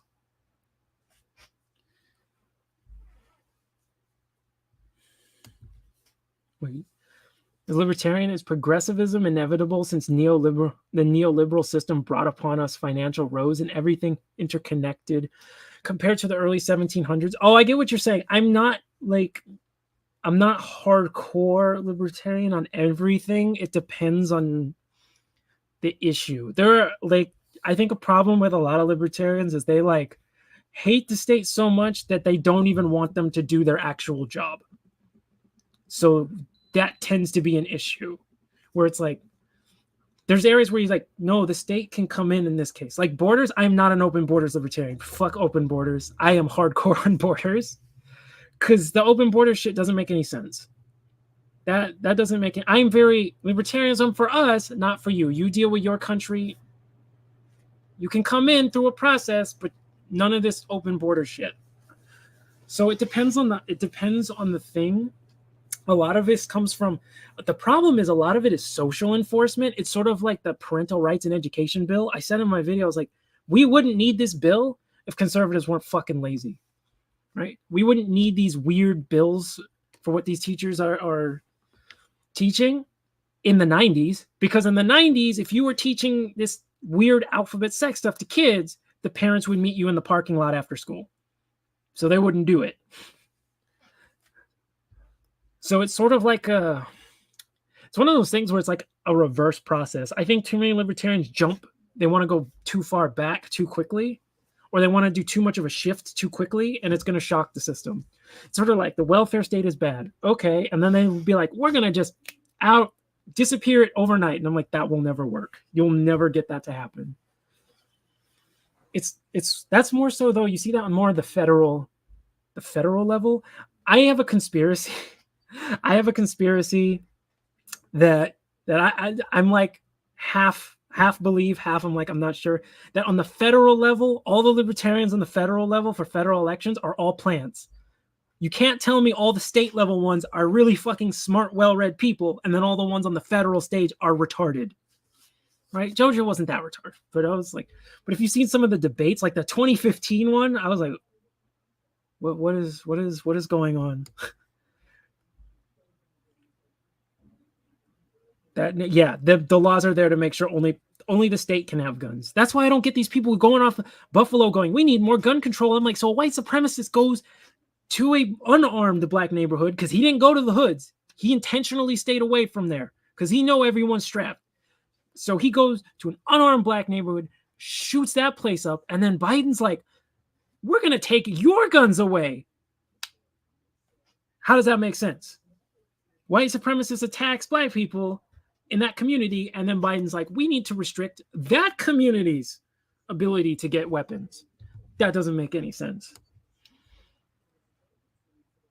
Citizens can't even fight cops. Like maybe if citizens who watched Floyd died had pulled guns, cops would have backed off. That's a big... I've said that I'm like, yo, if everyone was strapped in like a neighborhood where police were not liked, they're going to be on their best fucking behavior. They're going to chill out. They're not going to be so like... They're not going to get so ballsy. They're ballsy because they're the only ones that have the guns.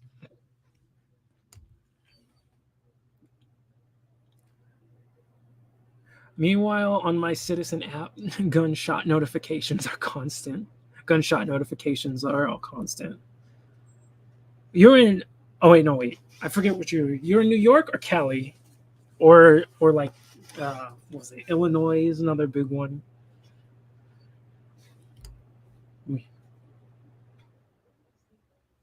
Yeah, I agree. I am like hardcore on borders.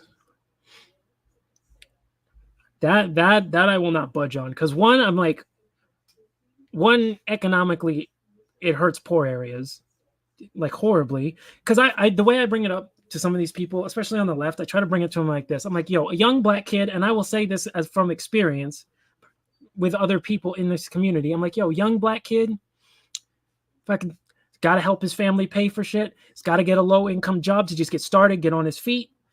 Can't work at Wendy's because he has to learn a foreign language to work at a Wendy's, and the schools don't offer that language.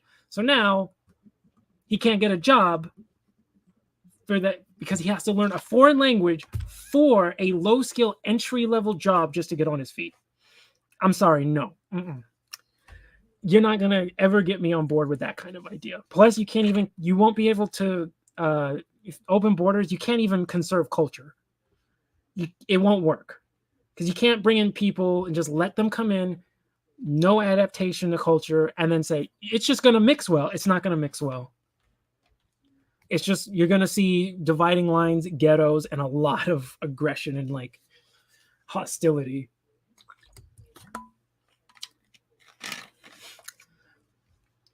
And you just don't care about laws. About gun laws, not going to snitch on anybody.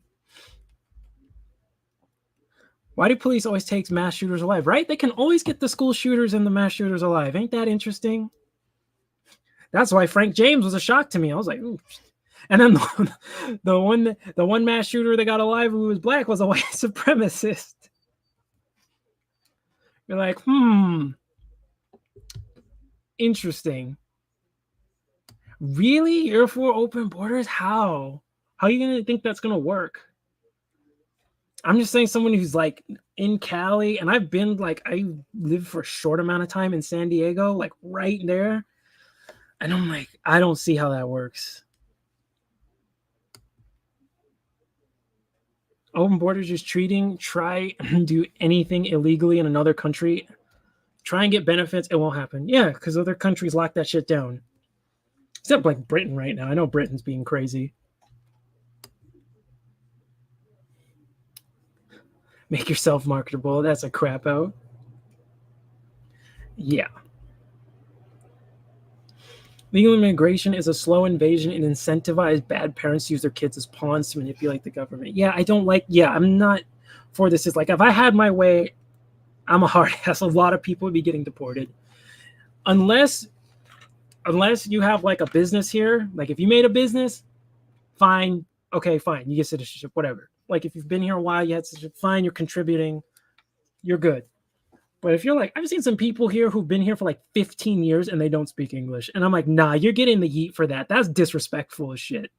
That is insanely disrespectful. I'm like, I am not going to tolerate that. You could not get away with that in any other country.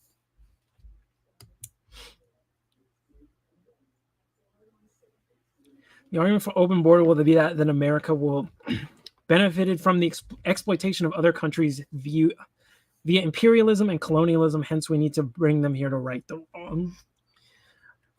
But like, that's the issue, though. It's like we have issues here we have to fix. I don't like it. I've already spoken out against all the imperialist bullshit America's done. I don't like any of it. At the same time, we can't even deal with shit here that we got to deal with. That's why I'm saying we got to pull all this shit back. I am not a fan of the world police. The Buffalo shooter's a loser with no balls. He should have gone to O Block in Chicago where all the goons have different types of guns. Yeah, he scoped out the places. He avoided hoods. Because he knew that shit would not. First of all, he would know a second he goes in there, everybody knows he's not from there. So everyone's already looking at him. And then second, everyone's going to be strapped. So he's not going to get very far. Even with did it ever say what level armor he was wearing? because that shit only catches so much before it breaks. No, if you're illegal, you shouldn't be able to have a business. I'm just saying, like, if you've been here for like 10 years and you built a business, I'd be like, that shit I can let slide. Actually, that shit I'm like, fine, you're employing people and shit. Okay. But that would be after like a hard cutoff.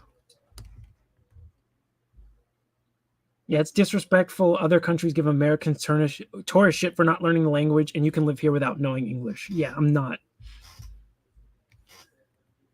I'm not for that. Like, I was gonna teach Japanese for a bit, and I was until before Rona. And I was like, I took all the time to learn the language. Then Rona hit, and I didn't get to speak it for 2 fucking years, and now it's all like, now I'm trash at it, and I read all slow, and I speak all slow now. Yeah, I was like, I wouldn't even think about going there unless I knew the language first. Even though I know they're very friendly to English speakers. A lot of them learn English too anyway. But I'm still like, Team America. Well, I want to watch that movie again. That was a good movie. That shit was funny. I hate what they call the Buffalo shooter insane. He wasn't crazy. He was evil. Exactly. He knew exactly what he was doing. I read his manifesto. Dude was not crazy. Dude knew exactly what he was doing.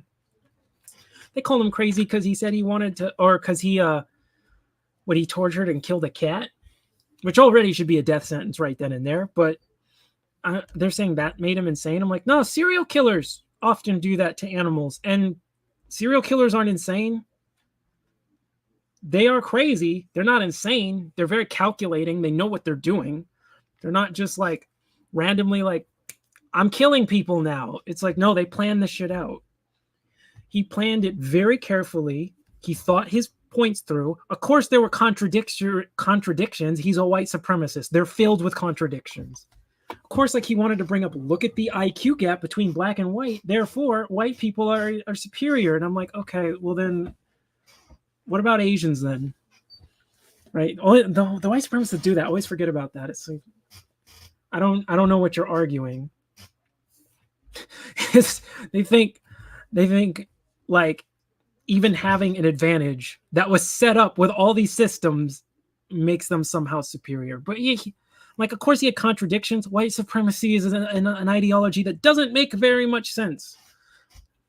But he still like thought through everything, planned it out, went through with it. This was not a crazy person. Yeah, it got taken down. I had it, but the link got taken down, and I went through Internet Archive and I couldn't get that same link back. So I don't know how to get it back. So I don't know where to go look for it now.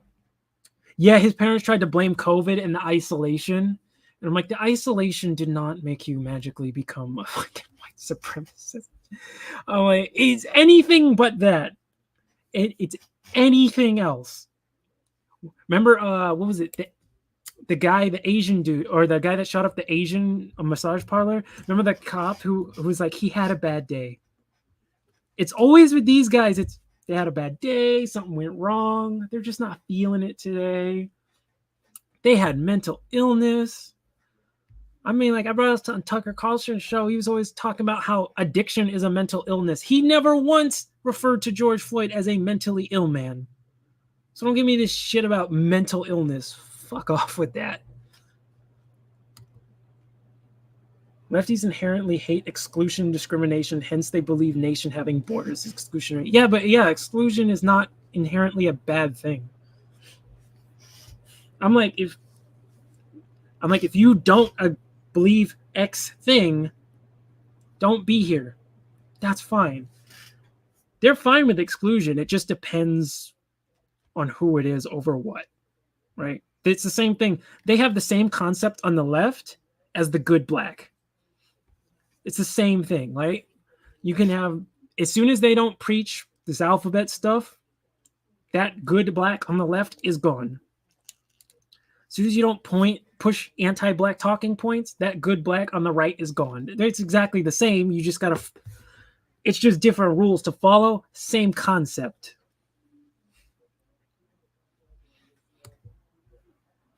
Racism equals COVID.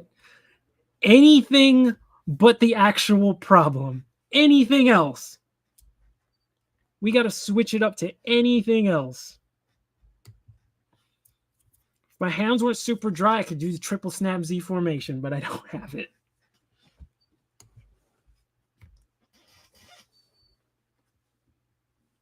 Find it funny that a trust fund baby has the ear of middle Americas. Which trust fund baby are you talking about? Are you talking about Trump? I'm assuming you're going to talk about Trump.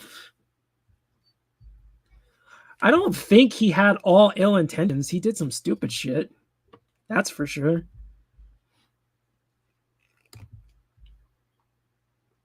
Have you the 3 other reasonable people online? Yeah, I don't think everything he said was, or everything he did was, right. Tucker Carlson. Fucking, oh my God. He's always like, trying to act like he's speaking for the working class. He is an entertainment show who says things for entertainment. He is not, and like I said earlier, I said, first when they were calling him a white nationalist, like he said some stuff that made me raise my eyebrow, but I'm like, I don't know. And then after Buffalo, I'm like, at the how do I explain this? The least you can say is he is sympathetic to white nationalism. That's the nicest way you could say it. Best case scenario. Because I'm like, the way he covered Buffalo versus other stuff, I'm like, no. And he got caught with a white supremacist writer. Remember? He had a writer that got busted. Posting, I think it was also 4chan. So it's like, yeah, he basically exposed himself with Buffalo. He made 2 videos, and the only time he said like white supremacy is when he was quoting something a Democrat wrote. He refused to say it. And then he brought up the clips of what's it called? Chuck Schumer saying demographics or destiny, which is funny because that's a neo-Nazi talking point. And he didn't bring that up, and I'm like, it's weird how the right's not attacking Chuck Schumer for that. They'll take any excuse to attack him. But then when he says something that actual neo-Nazis say, I don't see you guys attacking him. Why? Why is that? At least Trump was funny. Yeah. At least Trump was funny. Biden's funny for the wrong reasons. Like there's so many memes. Like me and my friend, when we forget what we're talking about, we just refer to it as go. You know the thing. That's just what we call it. So at least Biden is memeable, but just for the wrong reasons.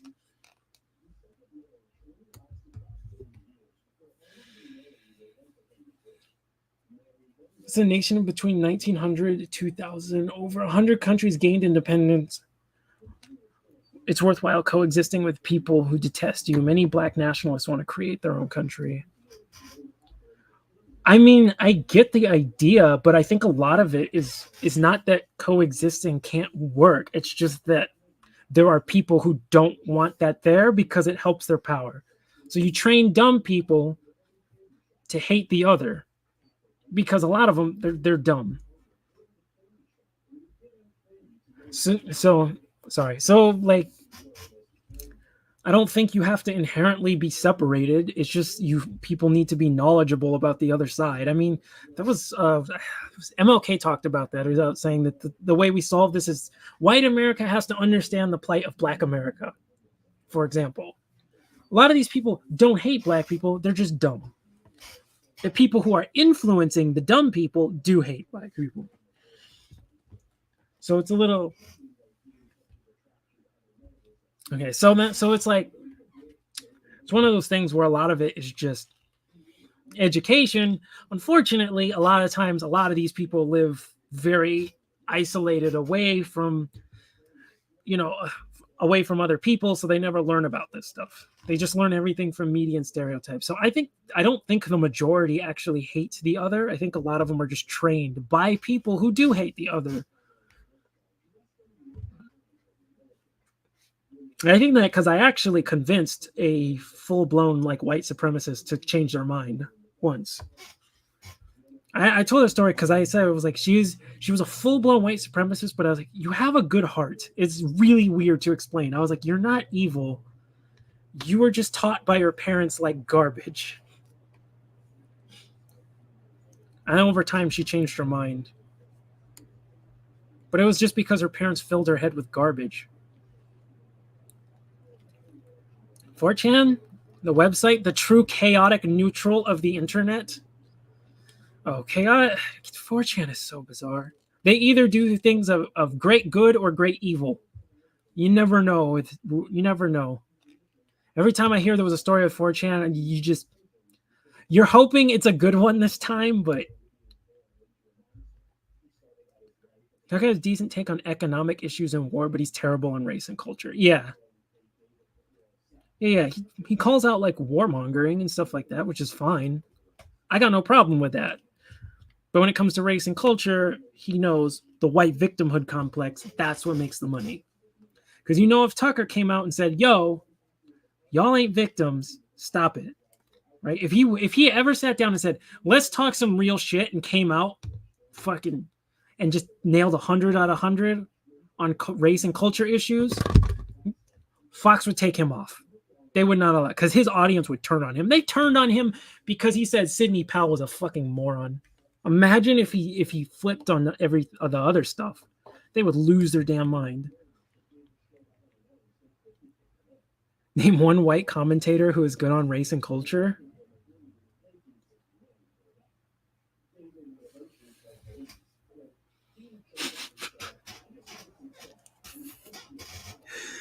Fuck. I legit don't know right now. My brain might be fried, but I legit can't think of anything right now.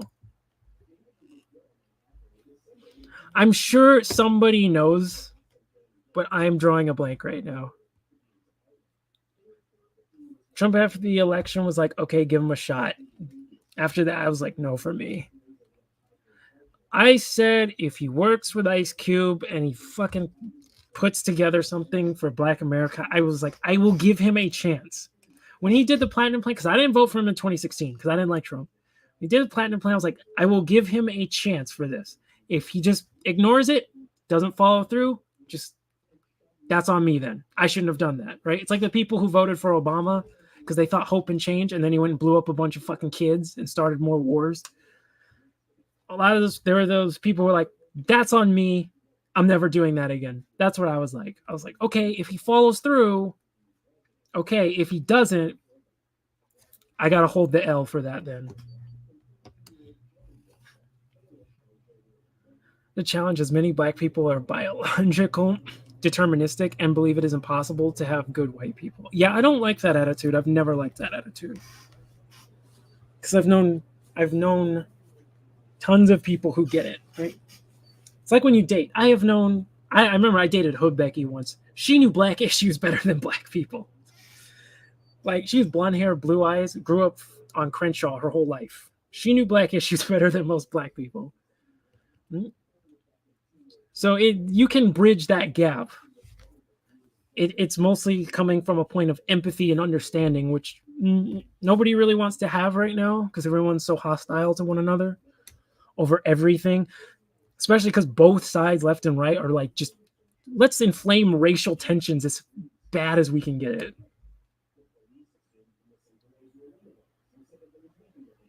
MLK never said that. He used the "I have a dream" speech and nothing else, right? They quote that one line and they never want to talk about anything else. That's what I brought up the Tucker Carlson video when he said, let's judge on race. Like, what's it called? He said, judge people by the color of he just pulls that fucking line out and says color blindness when referring to Buffalo. And I'm like, he also said in that speech, if you keep trying to push this stuff down, bury it under the rug, make it go away, it's going to get louder. It's going to get much worse. But I'm like, nobody on the right actually have read it. I have yet to have met conservative who have either used that line or they use the Malcolm X line of the white liberal is the most dangerous threat to the Black man. And I always ask after that, what else did they say? Or with the Malcolm quote, I go, what did he say after that? Nobody has been able to answer that because none of these people know. Because it's chopped up Black history to be weaponized as talking points against Black people. That's basically what it is. Especially the Malcolm X quote. I'm like, he literally says in the next sentence that white conservatives are exactly the same. They just don't lie to you. They just tell you straight up they don't like you. But it's like crazy. You don't strip to America's racist city in Arkansas, America's most racist city in Arkansas. I think I saw that in a recommended, but I didn't watch that yet. I'm not surprised it's Arkansas, though. There are more black people who think there are good white people than the reverse. I don't know. I am like, me personally, I don't know. I'd have no way to prove that. Most black people know white people are often ignorant before racist. Yeah. I always assume that. A lot of those white conservatives I've talked to, I usually assume they're ignorant, not malicious.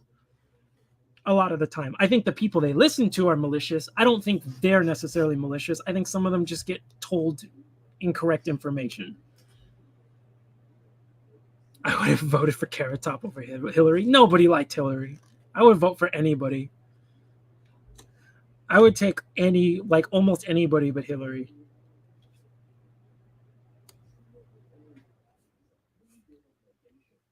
Do you know I met with a white supremacist who lives in the middle of nowhere? I saw that in my recommended. I gotta see that.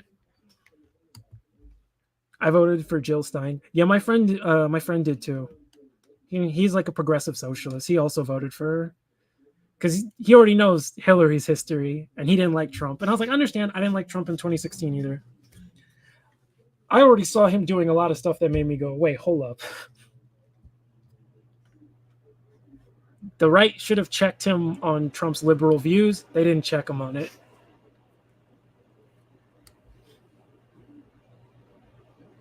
What's up with the Green Party? I don't hear from them. A lot of them became Hillary shills. I know like Ralph Nader did. It's sad. Still trash. Yeah. They know the full quote, but they have to pick and choose the best parts that works for them. Yeah, some of them do, but I think a lot of them just got fed that part and then they repeat it.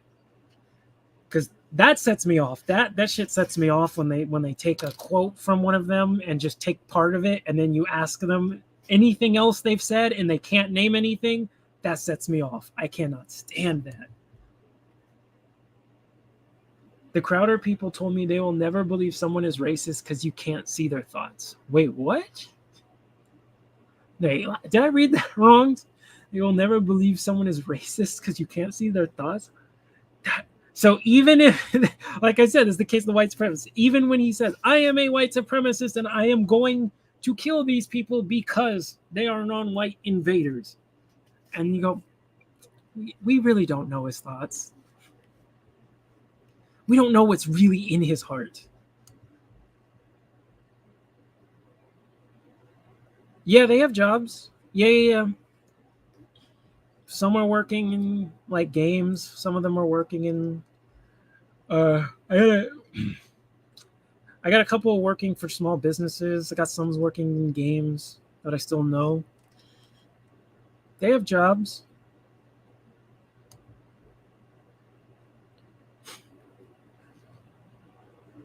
As the supreme leader of ADOS, how do you deal with the mom and the biracial child that went on Jesse Waters' show?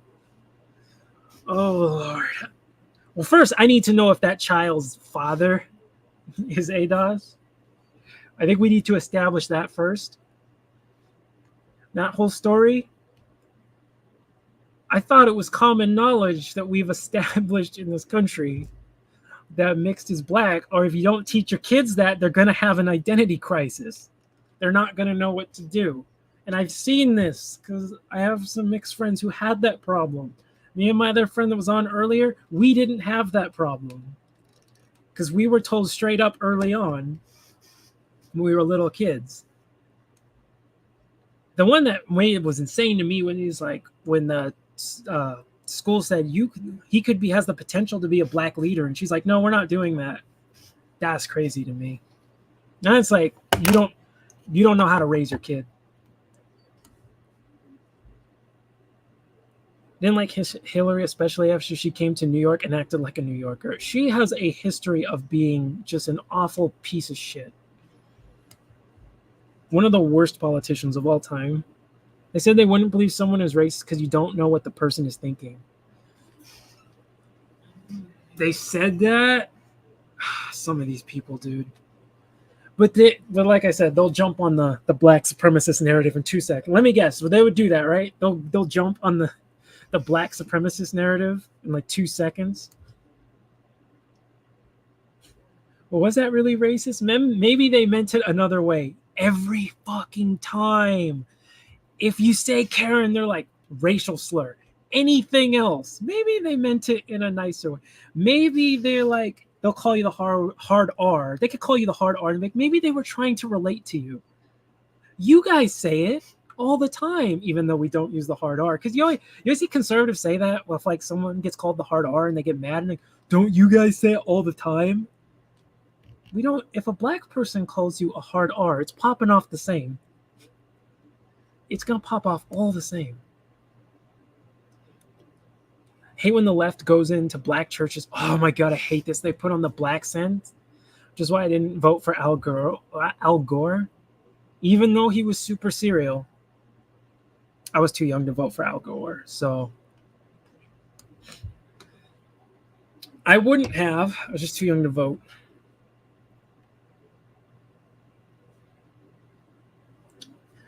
Like, it depends how they're raised. It's like, okay, that's what you can think, but that's not how it works in society. Or if you're more like Umar Johnson, that's not how genes work.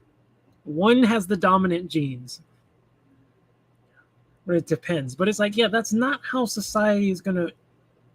It's weird because we had people in our group that would be like a fourth. And they'd be like super light skinned, and everyone's like, yeah, you black, and just hang out with everybody else. No one questioned it.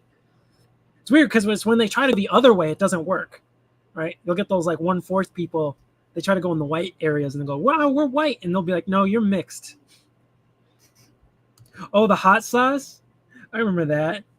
Are you pandering to us? Is it working? She just straight up, she did not give a fuck. She just said it. Although, to be fair, we do like our hot sauce. I'm kidding. I do. I have way too much hot sauce on everything. Yeah, see, if they see like a Hebrew Israelite, they'll just be like, it's gotta be this. But when it's a white supremacist, like, are you really sure they think that? Women control the culture as such since the child's father isn't available. The biracial child will be raised as white. Yeah. Or if they're confused, this is what Umar Johnson brought up. If they're confused, they're going to go with what they see represented as more successful. They're going to say, I identify with this, not this. I don't want anything to do with this. Because that is portrayed as not successful. So it's like, this is why you can't just pick up any white women you see. This is why I said, man, like I said, I found that hood Becky. She knew her shit. He says racist to say that to black people can use the N-word, but white people can't. How is that racist? You can say it. Whatever happens afterwards, I can't guarantee anything. You can say it.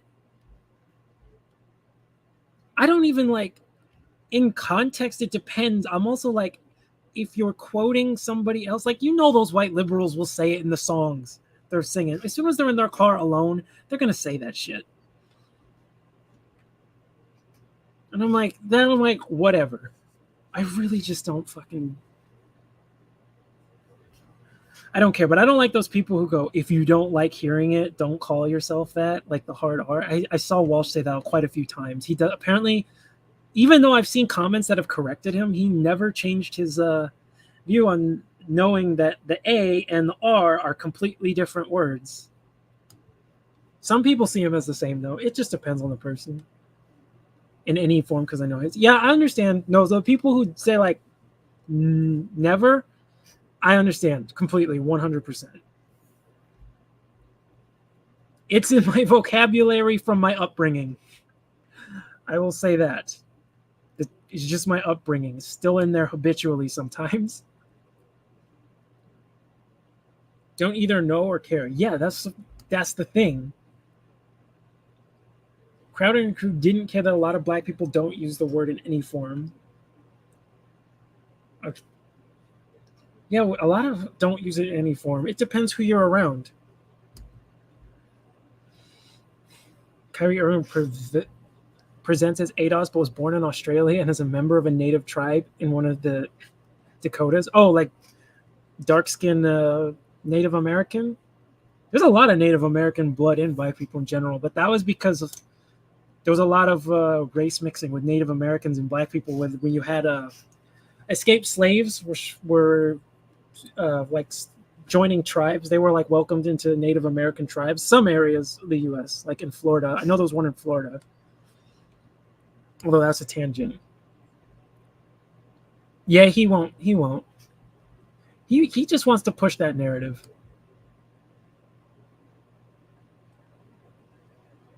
Elijah Schaffer, but Elijah Schaffer has said some really racist shit.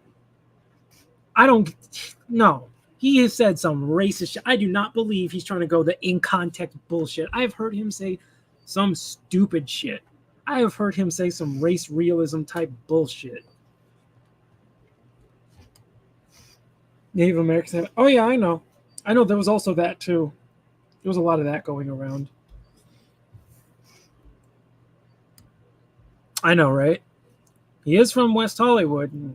If you're from West Hollywood, I'm already immediately gonna assume that. That's my baseline assumption of you, until you prove me otherwise. Take on the N word is elitist. Black mid-class people shouldn't use that word. I understand. I understand why you think that, because you know they cast judgment. The way I've explained it is like, if I'm in, it depends on my environment. If I'm with certain friends, shit might get ratchety. If I'm in Beverly Hills, the full-on white voice is turning on, because you don't want to make people like they'll look at you funny if they hear that. I have used that to my advantage before.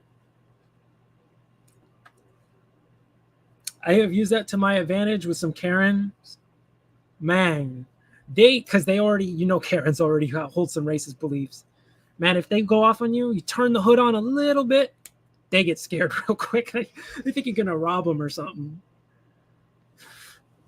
I've done that before. I had some Karen trying to fucking take my parking spot and complaining at me because I wasn't leaving. Turned on a little bit of hood and she got scared. Wasn't even mean.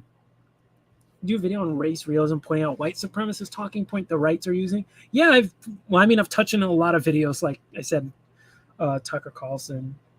I point out he had some of those talking points. I brought up Tatum, where he was saying how, if it wasn't for white people, could we have all the things we have today? I don't think so. And I'm like, that's race realism, Tatum. That's literally the same argument, is that it's ingrained in biology. So I'm like, that's kind of fucking crazy.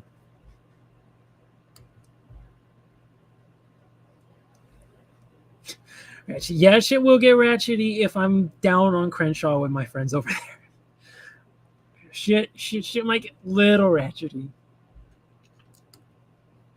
Last question. Yeah, I gotta finish up too, because fucking hurt my back doing Muay Thai, and now I'm like, I've been sitting straight up like this for way too long.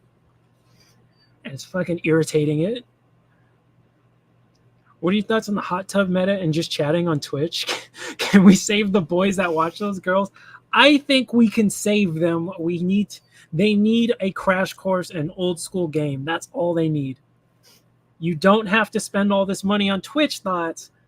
Put some money investing into, better clothes, a gym membership, and work on your mouth.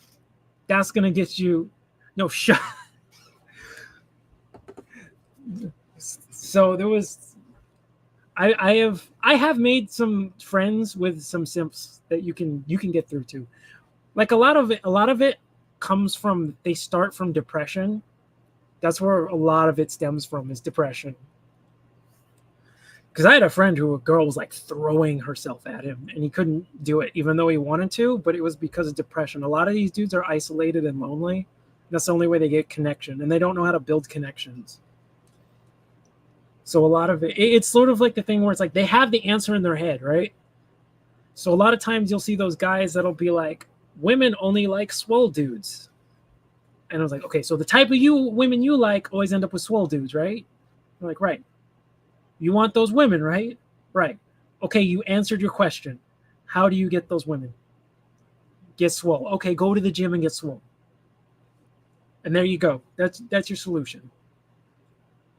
But a lot of them, they can make that connection. They just don't do it because they usually have issues with other stuff. Because I'm like, I've seen that. Yeah, I've seen the. I used to stream on Twitch. Man, if you're a girl, that shit's so easy. Because I would stream on Twitch and I was playing, I think, Monster Hunter Double Cross or no, Generations Ultimate. I forget the English one. I play both of them, but I was playing the English one for Twitch. And I remember like, I have to entertain people. The other dude, you could have some average looking girl in the because my friend was in the stream and he looked for me. You could have a girl who's fucking average looking and she'll bring in more viewers just sitting there. And it's just like, you actually got to have a personality and shit. There was what was it? I forgot. Like we were playing, and it's sort of like, I don't know if anybody has played Monster Hunter, so I'll just do the short version.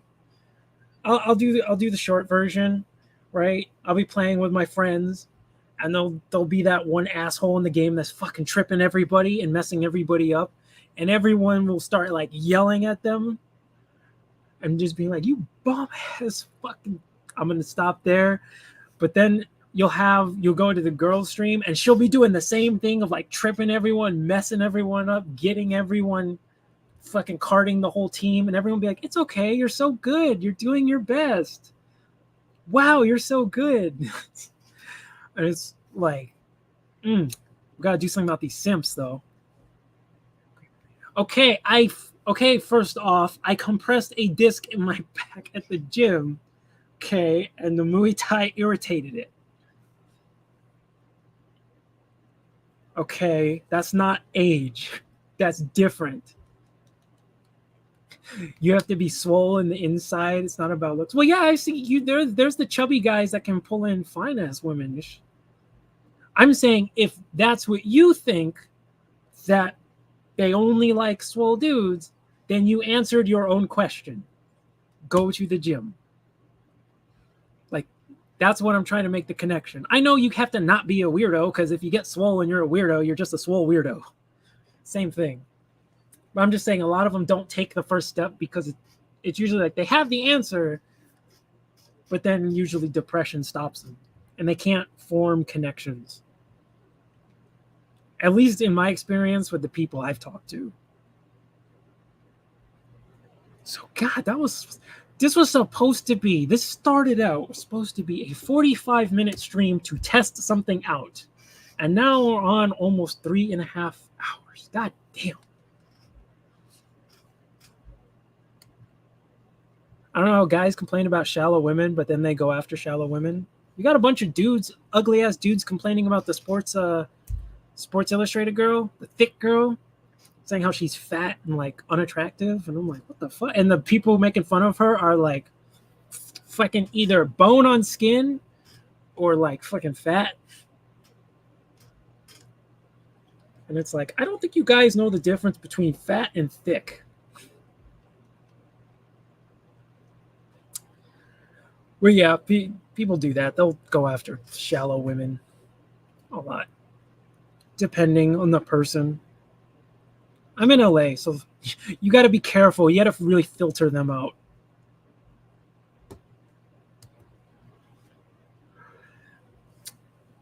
You just got to know how to filter those women out. But I don't know, those of you who saw that Sports Illustrated thing. If not, look that up. That's funny. Apparently the culture warriors think that's fat. I don't know what they are talking about. They are fucking crazy. There were plenty that were fat. That was not one of them.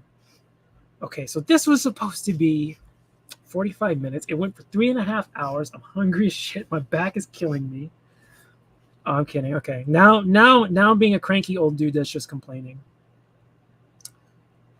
So I will catch everyone later. Thank you for everyone who kept the conversation going. I originally had my friend here because I can read and talk, but I can only do that so much on my own. So I appreciate everyone that dragged this out for another like 2 hours.